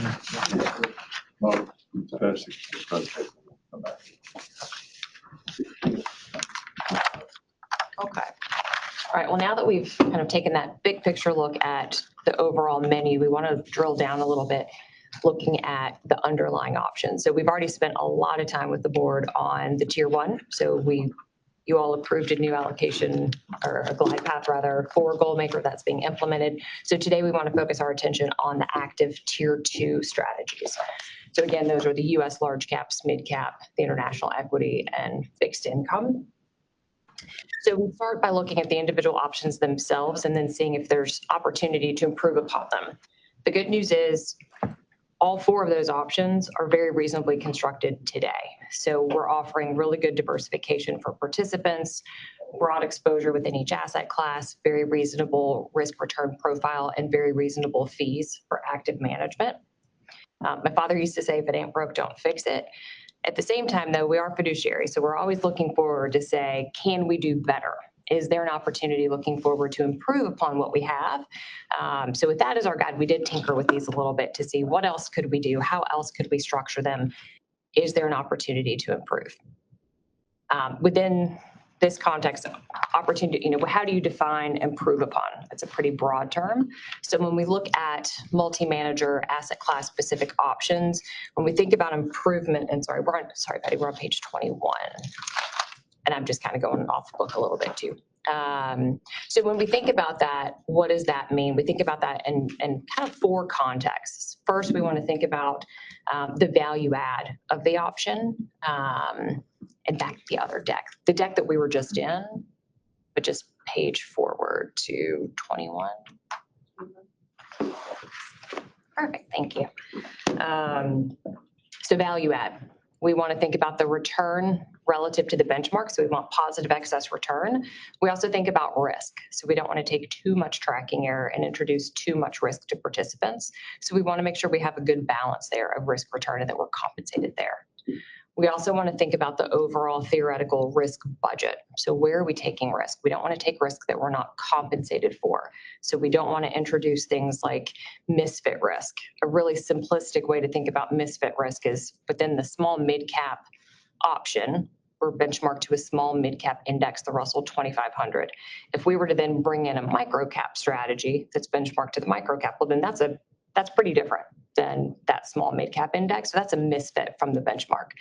That's a risk that we're maybe not going to be compensated for. So we try to remove any of those kinds of systematic design risks and really focus on those areas where we feel like that risk is going to be compensated. The third thing we look at is diversification. So we want to make sure that we do broadly cover the universe that we're giving participants the exposure that they're expecting. So broad US large cap, so making sure we have enough opportunity there within the actively managed option. And then last but not least, simplicity. So we are not fans of adding complexity just so that we can say it's complex and it's neat and it's complicated. We only want to take on more complexity if we feel that there's going to be compensation and value add there. So it's okay to make it a little more complicated if we really have high confidence and conviction that there's going to be value add there. So we want to balance those two. So you may have noticed a theme with those four. There's not a right answer. So there's different ways to balance. So we want to balance risk. We also want to balance return. We want diversification, but we also want it to be simple. So there's no one answer. And our goal today is to think through and to help the board consider what are your priorities. So what is the right balance? Again, no right answer, but as you think about these different trade-offs, what are the priorities? What do we think is best serving participants going forward? And we've put together a few different alternatives to help you think that through. It's easy to say, we'll take some more risk, but we wanted to give you some specific alternatives to say, if you take more risk, what does that look like? What's the expected impact on participants, to help the board really formulate that philosophy and to help kind of rank those priorities to say, is what we have, we think, the best structure going forward, or do we think it makes sense to continue looking at another structure? There's a lot of information here. It's kind of dense, so we don't necessarily expect decisions today. We really want to lay the groundwork, start the conversations. I think some asset classes, it might be more apparent. Some we might want to take more time, but we kind of view this as the beginning of conversation and kind of continuing to revisit some of this over the next few quarters. So we don't, just to set that stage, we don't have to make any big formal decisions today, but really running through those. Questions so far on our overall approach? On page 22, I do want to put one, kind of set a little bit of context, because the alternative, several of the alternatives that you're going to see introduce a new type of manager, quantitative core. So wanted to define that and give you a sense of what we mean by that. Today, the majority of active managers are what we would call fundamental. So there's fundamental approaches and quantitative approaches. Fundamental are the managers where they're really looking bottom up, stock by stock. So looking at individual companies, pulling apart their financial statements, talking to management to make a determination. Do they think that that stock price is going to go up? What's the risk that it doesn't? But they're really looking stock by stock and building portfolios. Quantitative strategies go about that a little bit differently. So they tend to be more top down. They tend to be using more of a model or a systematic approach to cull through the universe. They might be identifying different factors. So value, momentum, weighting those factors differently, but not really looking company by company. They're not meeting with management. So it's more systematic approach. So just a different way to go about it. And I'm oversimplifying that a little bit, but just a different way to approach that. So one of the reasons that we looked at this is we can get exposure from a broad core perspective more efficiently with the quantitative approach. They tend to be lower tracking error. So when we are modeling quantitative core, we're really thinking more of kind of an enhanced index, but better. We're not thinking about the quantitative strategies that are swinging for the fences, looking to generate huge outperformance, black box kind of models. That's not what we're envisioning here for this portfolio. We're really thinking about, is there an opportunity to get good broad diversification, but in a simple and efficient way? So think about lower tracking error, broad exposure there. So just kind of keep that in the back of your mind when we talk about quant, not the big swing for the fences. We're not, looking for the next hot thing. We're really just looking for efficient exposure there. Okay, so keep that in the back of your mind. And we'll walk through, we'll start on page 25 with the large cap core equity fund. So we started, and this was a lot of collaboration between the Callan team, our capital markets research team, along with staff. So Chris, Kevin, and Jeff, kind of going back and forth of, here's our findings, here are some different options. In several instances, they said, hey, can you go back and look at this? Let's take a look at that. So there's been a lot of back and forth to get to this point. So we appreciate their willingness to spend time with us to nerd out a little bit. Nerd out being the more participant-friendly phrase, as opposed to regression modeling and stochastic modeling. Lots of analysis there. But starting with where we are today, looking at the large cap fund, and this is just exactly what Weston went through a few minutes ago. So right now today, there is a 25% allocation to the passive Russell 1000 index with BlackRock, and then 4 managers are equally weighted. We have 2 growth managers and 2 value managers, so balancing the style exposure. And then within those, we have 2 higher tracking error managers. So in value, we have Hotchkiss and Wiley. Growth, we have Sands. we're expecting them to add a lot more value. So they're going to take more risk, have higher tracking error. So deep value, high momentum, those two balanced with two more moderate tracking error managers. So Boston Partners kind of relative value, Loomis Sales a little bit more quality, kind of in the middle. So we've got a range of approaches from style and risk balancing out. And you can see in the circle chart on the lower left, pretty balanced, pretty equal, right? On the right, this is showing the contribution to selection risk. So when we look at the overall tracking error of the option, the total tracking error is about 3.2, which is reasonable, but a little bit higher than you would expect with a quarter of the fund passively managed at zero tracking error. But what really stands out here is SANS is about half of the contribution to risk. So they are really driving the outcomes of this option. And that felt pretty good up until like 20 or 22 when SANS was doing really well, really leading the performance. But then the last few years when SANS performance has not been as good, it hasn't felt so great. So that's really been the driver of the underperformance. And another manager that's been replaced by Boston Partners. But that volatility of SANS, it's pretty stark. And we've talked about it a lot in these meetings. So I think one of the big questions going forward is, are you comfortable with that kind of a profile? You might look at that and say, hey, it's active management. We expect, we want somebody to be really active. We're okay with that. Or you might say, hey, going forward, we'd really prefer to balance that a little bit more. And that drove a lot of the alternatives that we formulated on page 26.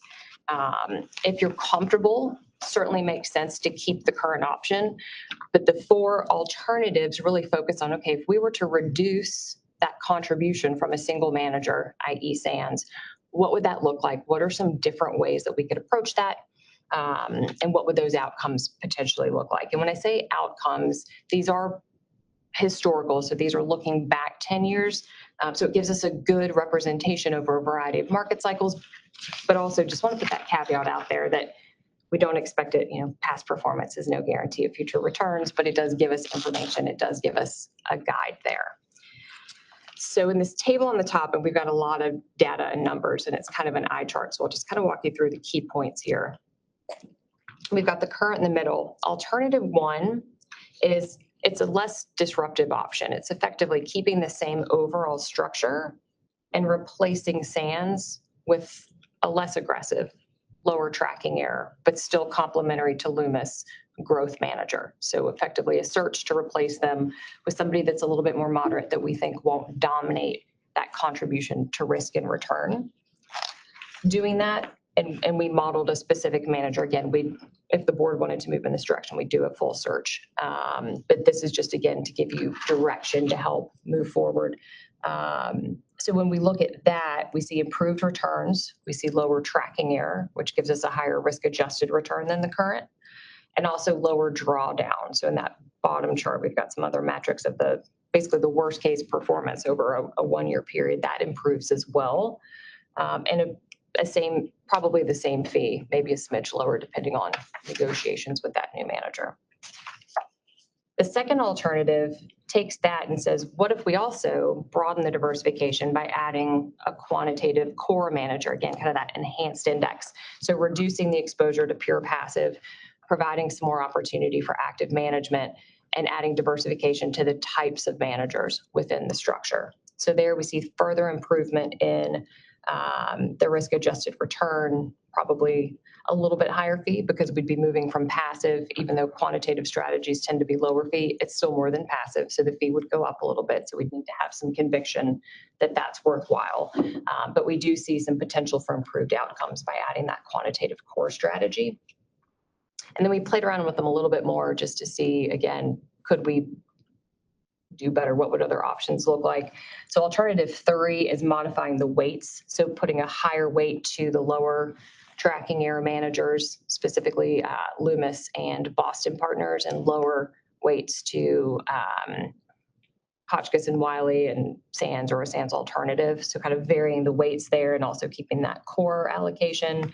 And then alternative 4 is streamlining. So reducing the number of managers to make a more efficient structure overall. So higher weights to Boston Partners, Loomis. So keeping kind of the more moderate tracking error, eliminating the higher tracking error, so kind of coming in and being a little bit more focused. The outcomes there are improved. That one has the lowest tracking error, lowest drawdown, but keep in mind that increases your manager selection risk. So if something were to happen to one of those managers, it would have a big impact. So let's say, something big happened at Boston Partners, the lead PM left overnight, or a team, but the whole team left overnight, performance imploded. So it does have a little bit of risk there. Just something else to consider anytime we streamline. That's also a risk too. So I think kind of looking forward and sort of framing out some of the and I guess, well, actually before I do that, let me say one more thing, just another caveat. We would, depending on the board's direction, if you do engage us to conduct a replacement search or conduct a search to add a new manager, we would then go back and re-optimize at the end. So once we know who the manager is, we would go back and revisit this to say, hey, does this still make sense, and come to the board. So it's not that you have to exactly specify this. So if we found somebody that fit, but maybe we tweak an allocation here or there. So it's a little bit more of an iterative process. But I think the big considerations for the board at this point are, first, the concentration risk. So what is the comfort level with having one manager driving half of the option, even when the allocations themselves are balanced? Is that, having lived through the good of that and the bad of that, is that an experience pattern that we want to continue going forward? Or do you want to explore replacing that manager with somebody else that we expect to be a little bit more balanced and in line with the contribution of the others, just to smooth that out? So I think the concentration risk is the first question. And then the second is there interest in exploring adding another more broadly diversified, low tracking error, actively managed quantitative core strategy, just to add further diversification to the growth and value fundamentals that we have in place?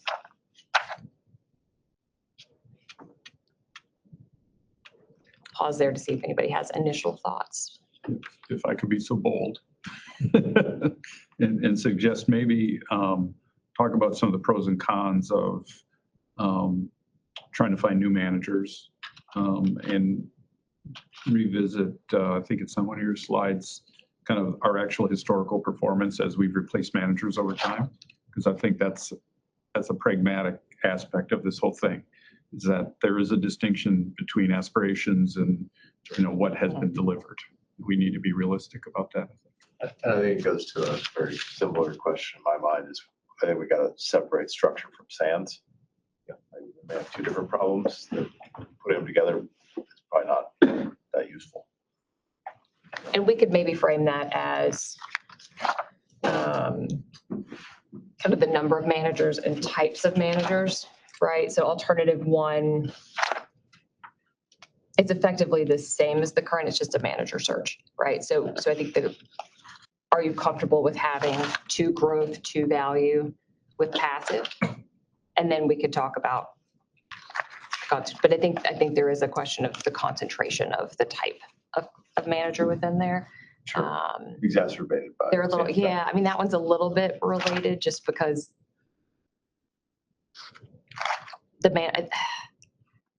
we kind of know they're going to be volatile. So it's not as if this is a new development. That is kind of who they are. But yes, we can try to separate that of, generally speaking, do we like the 2 and 2? Do we want to add core? But we can try to keep those separate. And that is a very good point, because the con of manager replacement is there's always that risk that we're chasing performance.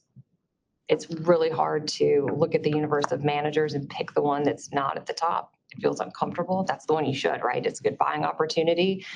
But it's hard not to just say, oh, here's another manager that's done better than SANS. We like that. And risk of buying them more towards their top as they come back. So there are risks of identifying a good manager and also getting in at the right time from a cyclical perspective. We can never time what's going in and out. So it's certainly not a slam dunk. Do you give a sense of how quant managers have performed versus the benchmark? That is cyclical too. So over time, just like we see value and growth going in and out of favor, we've seen different environments that tend to favor fundamental managers versus quantitative managers. So quants were very out of favor over the last few years. They've been more in favor. So that's something that we want to be really careful about. And part of why we framed that up front of we're not looking to chase a hot dot quant strategy. We really are looking for more just enhanced, but that is, it has been a favorable environment for quantitative strategies of late. So that is another consideration. And then there's a risk that maybe the timing isn't optimal. We're thinking about this over the long term, not just but could the entry point, if we see a shift back to fundamental managers, maybe having more of a tailwind, the entry point might not be optimal. It's hard to guess on the timing there, but I will say the idea here is for diversification and from a tracking error management perspective, not trying to, and we have seen more interest in quant because it has done well. That's not what we're trying to do here at all. That said, it is still a risk that could happen. And we can look to on page 29, Kevin did allude to the overall performance of the option. So the team helped us pull this together going back in time. So what you're looking at here is the blue line is the relative performance of North Carolina's option. And I think going back, blending the separate growth and value, but effectively creating the historical return stream versus the Russell 1000. So when the blue line is above the black line, that means there's outperformance. When it's below, it's underperforming. And we're looking at rolling 3-year periods. So trying to reduce the endpoint sensitivity, kind of smooth this out over rolling 3-year periods. And then that gray bar represents the peer group of large cap core. Keep in mind, most of those are single strategies. It's hard to beat the index with a single manager. And so this fund has actually done a pretty good job of consistently outperforming, even in a space that's hard to outperform until the last few years. So that combination of Sands, also Macquarie. So these are actual results. So there's another manager that has since been replaced that kind of pulls down the more recent. So historically, pretty good return, pretty consistent outperformance. More recently, what we're seeing is not that. Yeah, so I can try to frame this from my own perspective. The plan design is this mirroring concept, right? Which is, I think, member friendly because, and we see it, they have 13% of the plan assets in this product, right? So they like to choose that product on their own. It's not in the glide path. But on the other hand, we also have the reality that this is the toughest market segment to try to beat the benchmark. This is just the reality of life, and it's not gotten any easier. So like a lot of plans, there's this churn over time that you hire managers that have good track records, sound processes, good organizations, and then they drift. There's organizational issues, there's team turnover, process dilution, distraction, or they're just kind of out of favor. And then they get churned out and you replace. So quants have great times until, say, mid-07, and then it's horrible, right? And you see a lot of them just get fired, and then years later they start to recover, and they'll come back into these product designs or even on the defined benefit side. So I think from the board's perspective, if the threshold question is we want to have an active large cap core product because it mirrors the index fund and it gives choice to participants who want to try to beat the market in this segment, then it's a question of, okay, so how is the product managed, the white label product? Should we have higher risk managers that are taking, bigger positions to try to beat the market? Or should we squeeze down the risk as much as possible? That I think is ultimately the policy decision, less around, do we use quant managers? Do we use a different type of, what's a term that was used for a while, fundamental or whatever. So there's a million flavors, right? That I think we'll work with Callan on, finding managers and the right mix. But for the board, I think it's more a question of, you want to have a mirrored plan design, and this is a tough product to try to beat the market. So should we try to keep the risk relatively low? I think that's what I would think is the main trade-off question. Much better said. Thank you.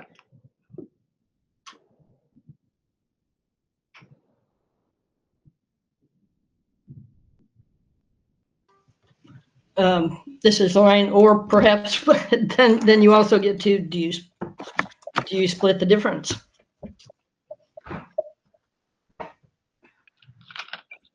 So Be more specific, right? I'm curious. I'm sorry, in terms of trying to more or less, be in line with the market or versus taking more risk and trying to beat it. Is there an in between? It's like home runs or singles, is there someone that hits doubles? And that is part of what, that quantitative core contemplates is something that leverages a lot of the same factors that active management does, be it valuation, considerations, momentum, whatever it may be, for a much cheaper price. Get some of those same betas for cheaper cost, and it will. You can think of it as a quasi-index fund, is a way to, if you want to squeeze the risk down for the risk of underperformance of this large cap core, the design could be closer to an index, but not an index fund. In an aggregate, it's, lower risk. Move towards that hybrid. And that's what alternative 4 is, the alternatives.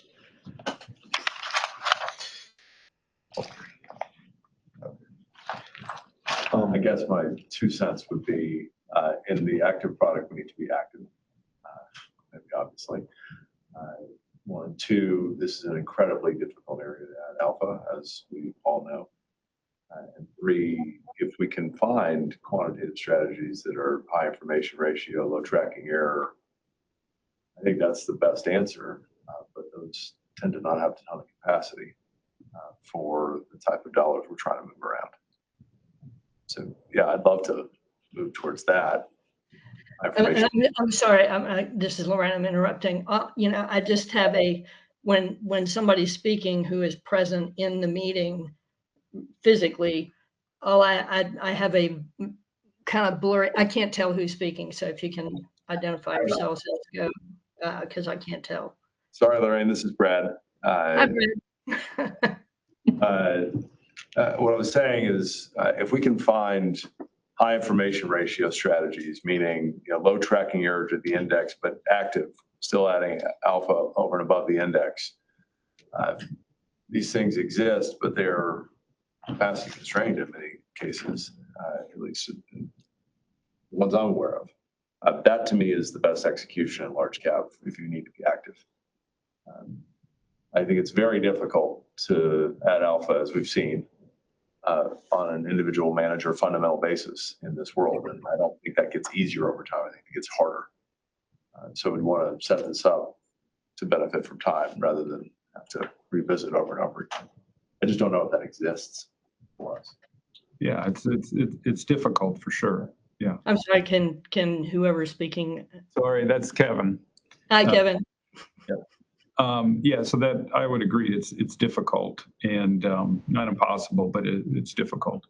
I think the other option could be to have some appetite for being less balanced within the product, to be able to tilt it from time to time according to themes and again, to be transparent on the defined benefit plan, we have the same issues in terms of investing.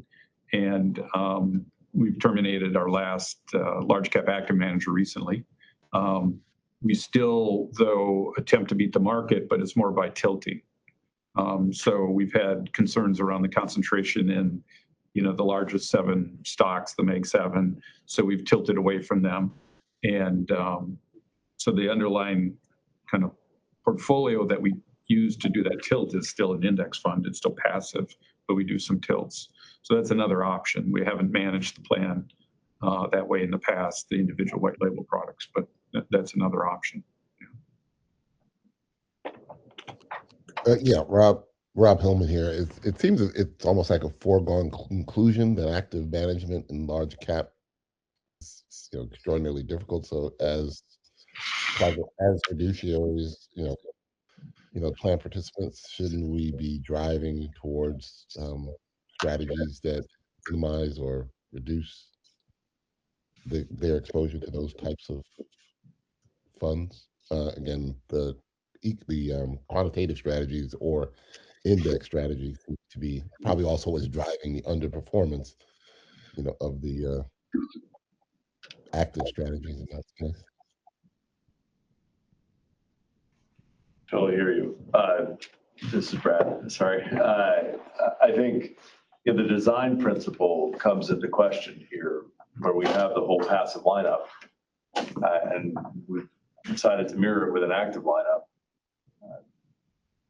Maybe we're becoming prisoner of philosophy as it relates to large cap here, that we feel obligated to have an active option, even though it's probably not a great option. I don't know how to square that circle and do both.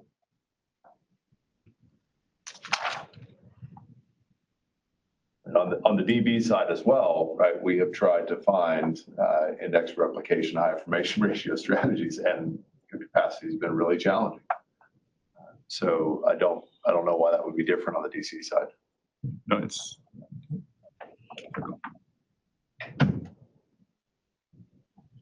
The dollars are smaller, but we'll still have. Right. But it's the holy grail. Everybody wants it. So. Yeah. Right. This is Lorraine. I go around to kind of feeling like, are we trying to protect people from themselves? Because that's kind of where this conversation seems to be going too. It's like, well, if they want to, but we don't really think they should, then let's make it sort of kind of indexed while they haven't figured that out. I mean, is that not that that's the intent necessarily, but is that what we're actually doing?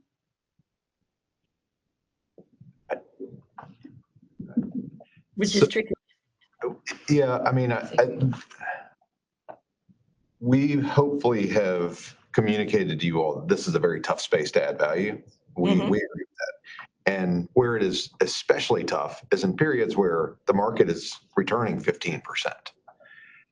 We haven't really lived through a bear market that lasted more than 10 minutes since the financial crisis. So, if we do look at this, really maybe one page before, because Callan spends a lot of time thinking about and trying to say, does the data support active management in this space? And so there's a lot going on here. I'll try to summarize it, but what we are taking is rolling 3-year returns of our universe and saying, what percentage of the time does the median manager outperform the index? And then we have to include a fee hurdle. So your fee hurdle is about 28 basis points. So about 42% of the time over these rolling 3-year periods over the last 20 years, that's not a good hit rate. No. If you compare that with what your execution has been, your fund actually outperforms 51% of the time net of fees. That's a pretty good hit rate for large caps. So there has been some execution success among this board over time.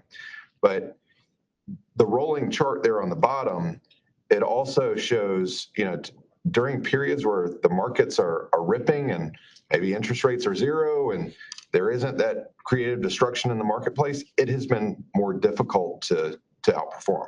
If we rewinded this post-tech bubble, active management was great post-tech bubble. But, leading up to the tech bubble, it was very poor.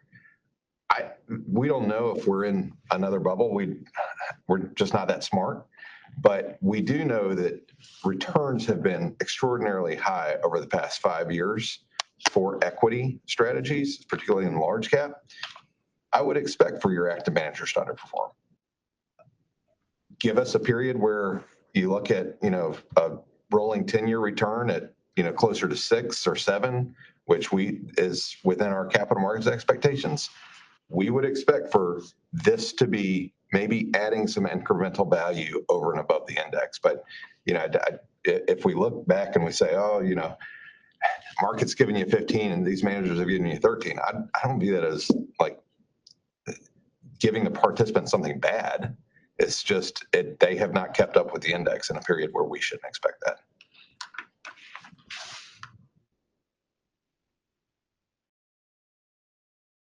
and this is Lorraine again, and absolutely, I mean, I agree with what you're saying. I remember 40 years ago when it was a whole lot easier to beat something with active management.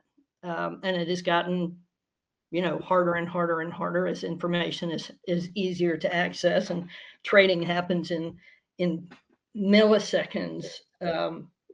I keep coming back.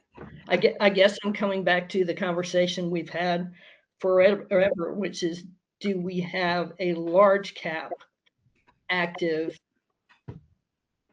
Should we even have a large cap active fund? We've talked about the fact that there's more of a chance maybe in small cap and in emerging markets, some of the markets that are a bit more specialized, but it is so hard to do with large cap. I'm not advocating for getting rid of it. I'm just saying it's a question. I'm curious, Kevin, in talking about what's been done in tilts on the DB side and trying to get away from the top 7 stocks that are driving so much of the return and minimizing the risk there. Have you, for instance, did you do an equal weight S&P index or anything along those lines to try to mitigate that risk? And maybe I'm just going off topic, but I think it's a good question. Yeah. So we have internal portfolio management capabilities and equities. So we run a large Russell 1000 index fund. I want to say that's about 30 billion or so. And then another 4 or 5 billion in this quantitative factor tilt. So it really just emphasizes certain quantitative factors that drive returns and risk levels. And it's not equal weighted. It's internally managed, internally rebalanced. It's a very straightforward kind of thing. Yeah. And so again, we're not trying to predict which stocks necessarily are going to do better, but we're just trying to de-emphasize the largest cap, the mega caps, and some of the high valuations. So we lean a little bit more towards better valuations in mid cap and so on. And it's worked out well since we've funded it up. But it's really just an active bet against the broad market at this moment in time. And then we'll flex that up and down in the DB plan according to our view on kind of future returns and such. Thank you. So I guess to me, the way forward is we still have a sands problem, right? If we don't do anything that we need to think about. And maybe they had a rip roaring April and that'll solve some of my questions, but I suspect you would have told me that if you did. That's one work stream. The other one is you've seen and involved in an endowment that has a lot of these things for 20 or 30 years of these high information ratio strategies around large cap. And I think if we can explore that, find a way to take the tracking error down, have repeatable excess return, though it may be modest, it's excess return. We're shooting at 5 basis points on average, right? So I think we can probably do that over and over again if we find the right set of managers there. That would be something I'd be interested in. Taking some of the volatility off the table, but still preserving active management and hopefully an even better expectation of excess return relative to history. Mr. Treasurer, sometimes, is it possible sometimes if you look for unicorns, you actually find them? I mean, getting way off topic. What these strategies really are is tax arbitrage, but that's a whole nother story. We're not going to need to address today. Is that something that we could look to the NCIA? Absolutely. Yeah. Yeah. And I would, to comment on Sam's question, there's a lot of unicorns for sale. It's how many actually exist, and it's the persistence over time, right? Because we can just keep churning through managers forever, but there are costs associated with that slippage that impact the members. So we need to be conscious of that. And I think periodically having these quasi-religious discussions. Faith-based discussions, perhaps, management, I think are worthwhile having, because it is a conscious decision the board needs to take. Yeah. Rob Holman here. I did have a question because I wanted to dig deeper on something that was said earlier. And I guess the question was there research that supported the idea that the active large cap managers sort of underperform as the market is, advancing, but sort of outperform as it recedes, like in a bear market? Because again, that's somewhat protective, right? To the extent that we're able to, I guess, react to news on the ground that, a recession is happening and therefore, plan their portfolio allocations accordingly. Whereas the passive is going to ride the wave down. All the research I've read on this topic, and the Callan folks can please add, really suggests that the active management universe has a hard time with the index level concentrations at the large end of the spectrum, and they just don't.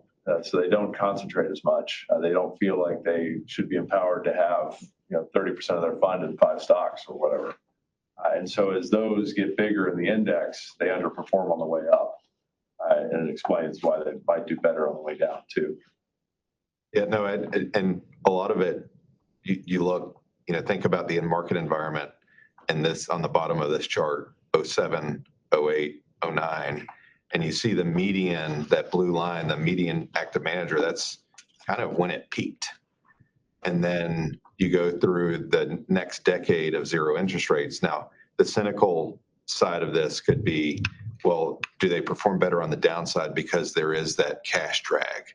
They typically hold 4 or 5% cash, and that's the best performing security in the portfolio during these difficult times. That's a fair criticism. I don't know that it's necessarily so much when they're advancing, but there is a little bit more evidence, particularly in this, I know we're talking about large cap, but in the small cap space, when there is more volatility, they tend to capture not in the quarter, but really rolling out of the kind of the next 3 years tends to be a little bit more favorable when there is that dispersion, when there is that volatility. And so not necessarily protecting better on the downside, but certainly volatility helps them go and find some names that they otherwise wouldn't find because of their valuation criteria, or if it's being indiscriminately sold for the wrong reasons.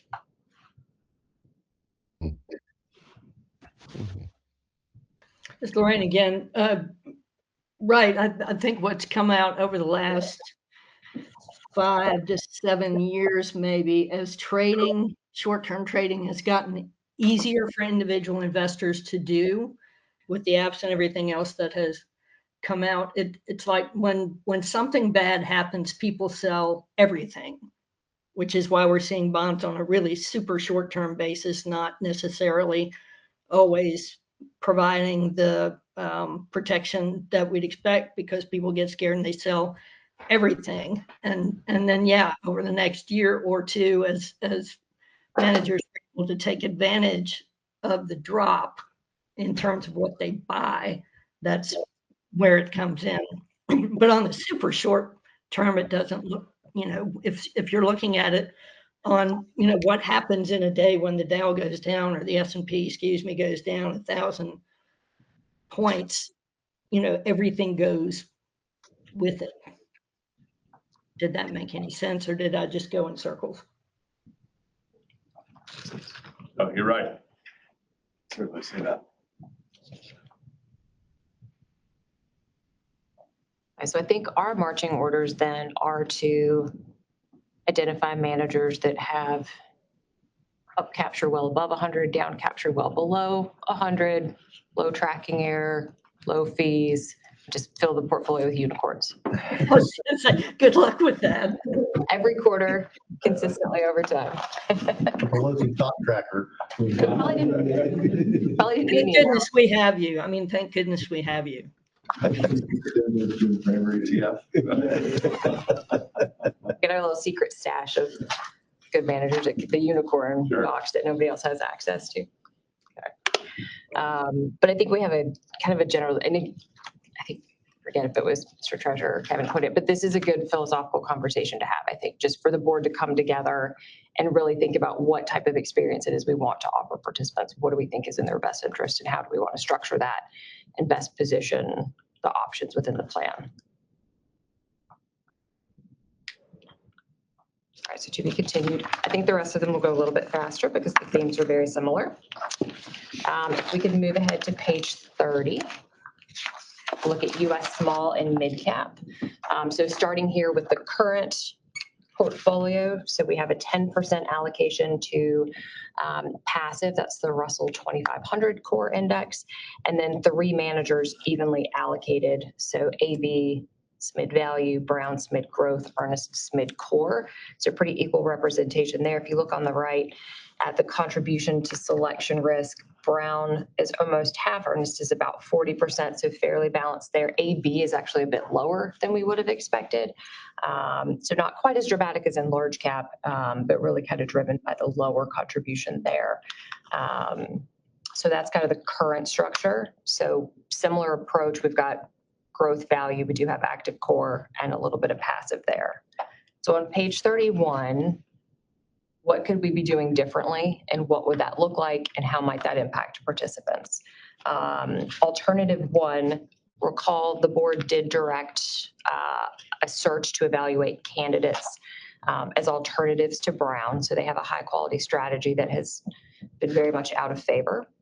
So we're in the process of looking at alternative candidates. So you'll see here, we generally speaking have the new manager, active growth. That's recognizing that search that you all have directed us to do. So all of them have that. But Alt 1 is effectively what would it look like? Same structure, equal weighting, 3 active managers, growth value core, which is not Brown, it's somebody else. So that does improve the return, it improves the drawdown. For all of these, I want to caveat the fee. It looks like the fee is going up. Some of that is just that when we model like this, we're taking that manager's off the shelf fee.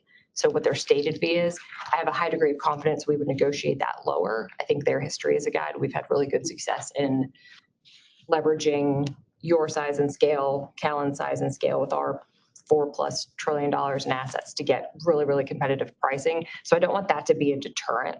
At the same time, we need to be honest and true, so we can't just make up a number, right? So I think that we're overly conservative in the fee, but we still have to show it that way because that is the stated fee for the replacement manager.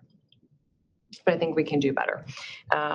So there again, that's a manager switch. It's the same structure, but changing a manager. Alternative 2 does change the structure a bit. So that introduces similar, you'll see a parallel to the large cap discussion, but introducing a quantitative core. So within this mid cap space, again, enhanced index, low tracking error, finding that unicorn there. Alternative 3 gets a little bit more creative with the weighting. So putting a little bit more emphasis on the core managers, both fundamental and quantitative, a little bit less of a weight to the fundamental managers, AB and the new manager. And then the last one really emphasizes the quantitative strategy. So just looking to see what would that look like if we took that up to 35% and reduced the allocations to the fundamental, growth value, and core managers over there. So moderate improvements kind of as we go across with each of those alternatives. The excess return gets a little bit better. The risk is lower than the current. Again, ignore the fees. Drawdowns are a little bit improved there too. But I think it's that same philosophical consideration of how different do we want to look from the benchmark? And is that different for small and mid cap? Because large cap is so efficient, small and mid cap is less efficient. We still have the challenges of identifying active managers that won't have blow-ups and need to change and disruption that's inherent within active management. So I think that part of the consideration is still very applicable. And then the magnitude of thinking about the opportunity set in small, mid versus large, that part's a little bit different. So you could come to the same conclusion here. You might come to a slightly different conclusion here than you did for large cap. Not sure if anybody has initial thoughts here or.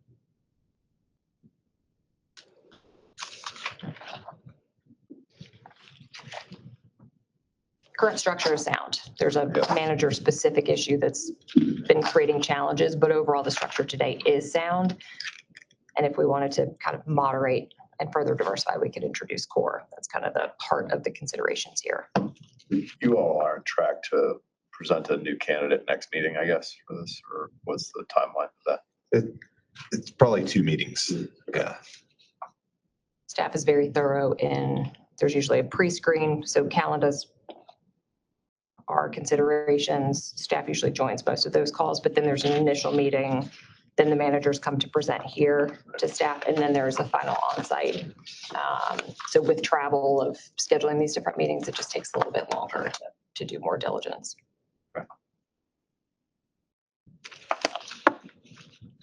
Okay. Last 2 are a lot easier. Not easier, simpler, more straightforward. So on page 33, international equity.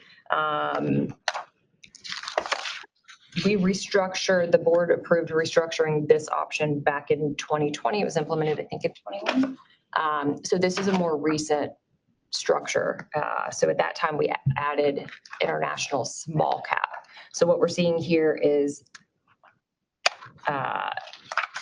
an ACWI ex-US, so more large cap oriented, developed and emerging markets managers with Mondrian and Bailey Gifford, value and growth.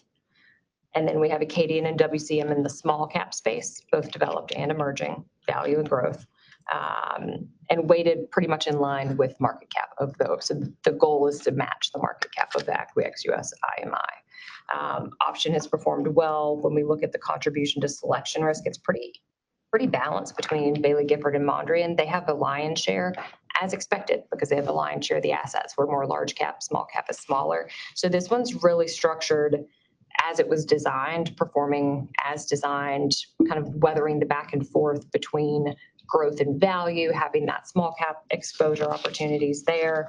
And so we did on page 34, just to see if there was interest in further diversifying, bringing in that quantitative core, what would that look like? It does improve the net excess return, lowers tracking error a little bit.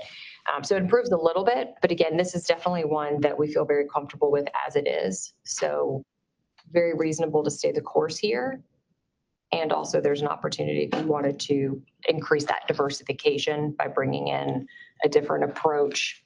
That's certainly something that could be explored. But you'll notice we only have one alternative here, which is an indication of our comfort level with the current. If you're wondering if you could read into that, I think the answer is yes. So both very reasonable options, but probably fewer considerations than we have on the US structures that had changes for quite a while. Can I ask where the 43-7 ratio came from to begin with? Why that weighting? So it's market cap. Yeah, market cap. We were just looking at the percentage of small cap within the ACWI ex-US IMI, and it was around 14%. So I think we just that hasn't changed over time. So the way that all country world or the MSCI indices do it, it's different from what S&P or Russell do it.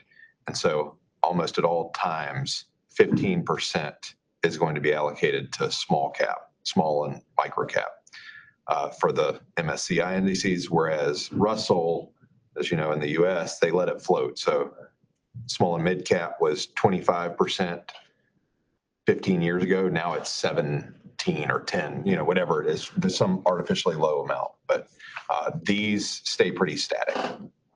From an academic structure perspective, they make it a lot easier. Sure.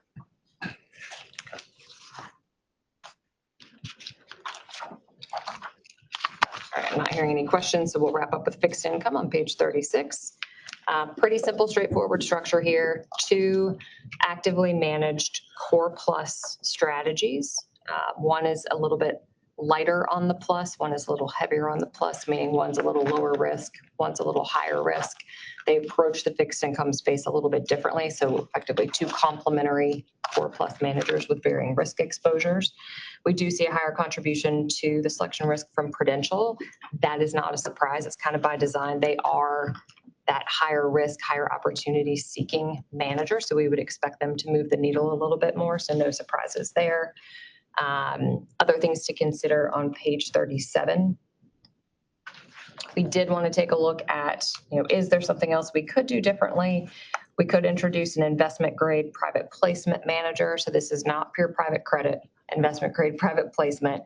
It is still less liquid than just regular investment grade. So it's dipping, if you wanted to dip a toe in the direction of alternatives, that is something that could be considered.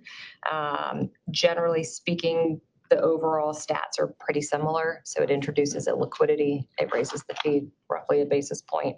But it has come up in conversation. So we did at least want to take a look at it and explore. So if that was something that you all wanted to explore, we could do that. The other two mixes just look at what if we looked at different managers, and that's more of a manager. So alts 2 and 3 are a little bit more of a manager selection as opposed to the structure. It's still a 2-manager structure, 2 complementary core plus fixed income approaches, making sure that they blend together. So perfectly reasonable for the board to say we still like the 2-manager structure, or maybe you do want to explore adding something a little bit different.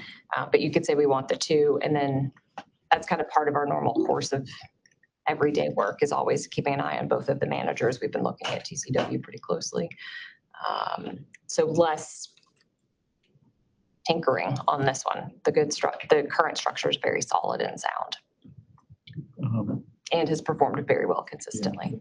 This is Kevin. If I can offer a comment on the private placement. So we've looked at that repeatedly, and there really is not much of a pickup in yield from looking in that space, in large part because so much money has gone in. And I would say, we can revisit it, of course, but it may be better times in the future when this could actually materially improve the returns for the participants without adding a whole lot of risk. But right now, the spreads just generically in investment grade corporate bonds, the ones that are more liquid, are quite tight, and you get a little bit more doing the private placement, but not much. So you can take on a lot more complexity as well, which is how our insurance company brethren are approaching the world. But for this plan, I don't see that there's like a huge upside to it. And that's a good, from a process perspective, you kind of introduced point 2. We typically revisit these structures formally every 3 to 5 years, and certainly can do, that doesn't mean that we can't come back more frequently if we do see an opportunity and think that there is a better entry point. We certainly can come back sooner. But it's not that it's off the table forever. I continue to have real questions about how it works in a bad scenario. Having not forgotten 2008, 2009 yet. Aspire to do that someday, but I haven't got there yet. Yeah. Plenty of liquidity, though. Plenty of liquidity. Nothing to worry about. Well, there's not. Well, yeah, that's right. And the other question is, when structuring a vehicle for a DC plan, how much public passive do you have to put in there to get that liquidity? And at what point do you water down the additional opportunity set by having to make it fit into a structure that has liquidity? So that's another thing that we look at pretty closely. It's been where I spend most of my time these days, all the new things looking forward. And I think the game hasn't even started yet. There are ways to go.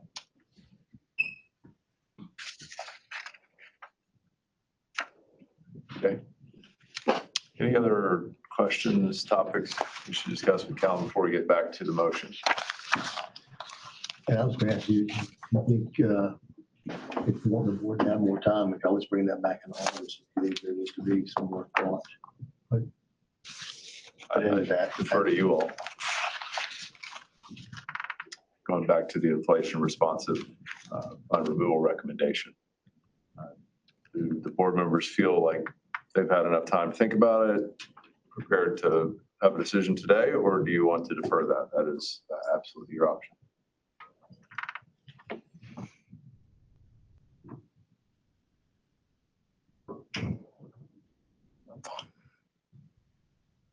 Good. I'm not a voting person, but I would say that sometimes if you Even the best ideas, if they're not utilized, they just stick around for nostalgic purposes. Sure. Yeah, right. And so the inflation responsive fund will be fully out of Goalmaker by 6 months from now? August 30th. August 30th, so fully out August 30th. Well, out of Goalmaker. Right. Right. But you're talking about the rebalance. Yeah. June 1 to August 30th. Okay. All right. So And if it's going out of Goalmaker, there's no one in it. pretty much. I mean, 0%, maybe. Yeah, less than Round to 0. 1%, 15,000 employee participants. Again, out of 325,000. Rounds to zero. They're very close to that. We can just do it this way. Do I have a motion to approve the IRF removal recommendation? So moved. All right, is there a second? Second. All right, well, we have a motion, so let's use that as a catalyst for action. Does anyone want to debate or discuss the motion? Okay, then let's call the roll. Treasurer Briner, Aye. Charlie Peruse. All right. Lorraine Johnson, Aye. James Richardson, Raj Singh, Aye. Steve Beam, and Robert Hillman. Aye. That was definitive. All right. Great. Thank you all. Appreciate it. You've been very generous with your time. Thank you. All these unicorns. Do we have any public comments? No public comments, so we'll consider the public comment period closed. Now we have some time for board member comments. Does anyone have anything they want to say? Just put it on the record, I am always impressed by the time we get ahead of the meeting to read the materials. I know that takes a lot of work, so thank you to everybody who does that. Thank Miss Patty for corralling all of us and getting it there. So she really deserves a lot of that for shepherding that. Absolutely. Okay. Thank you for saying that. That's a core value for the board we try to run with their retirement division. Very much appreciated. I know how hard it is, so thank you. Appreciate everyone's participation and engagement. Unless there are any other comments, I will entertain a motion to adjourn the meeting. Motion. Thank you, Laura. Second. Thank you, Lydia. I will do that by voice. All those in favor, aye. Aye. Anyone opposed? We are adjourned. Thank you, everybody. Thank you. Meet face to face.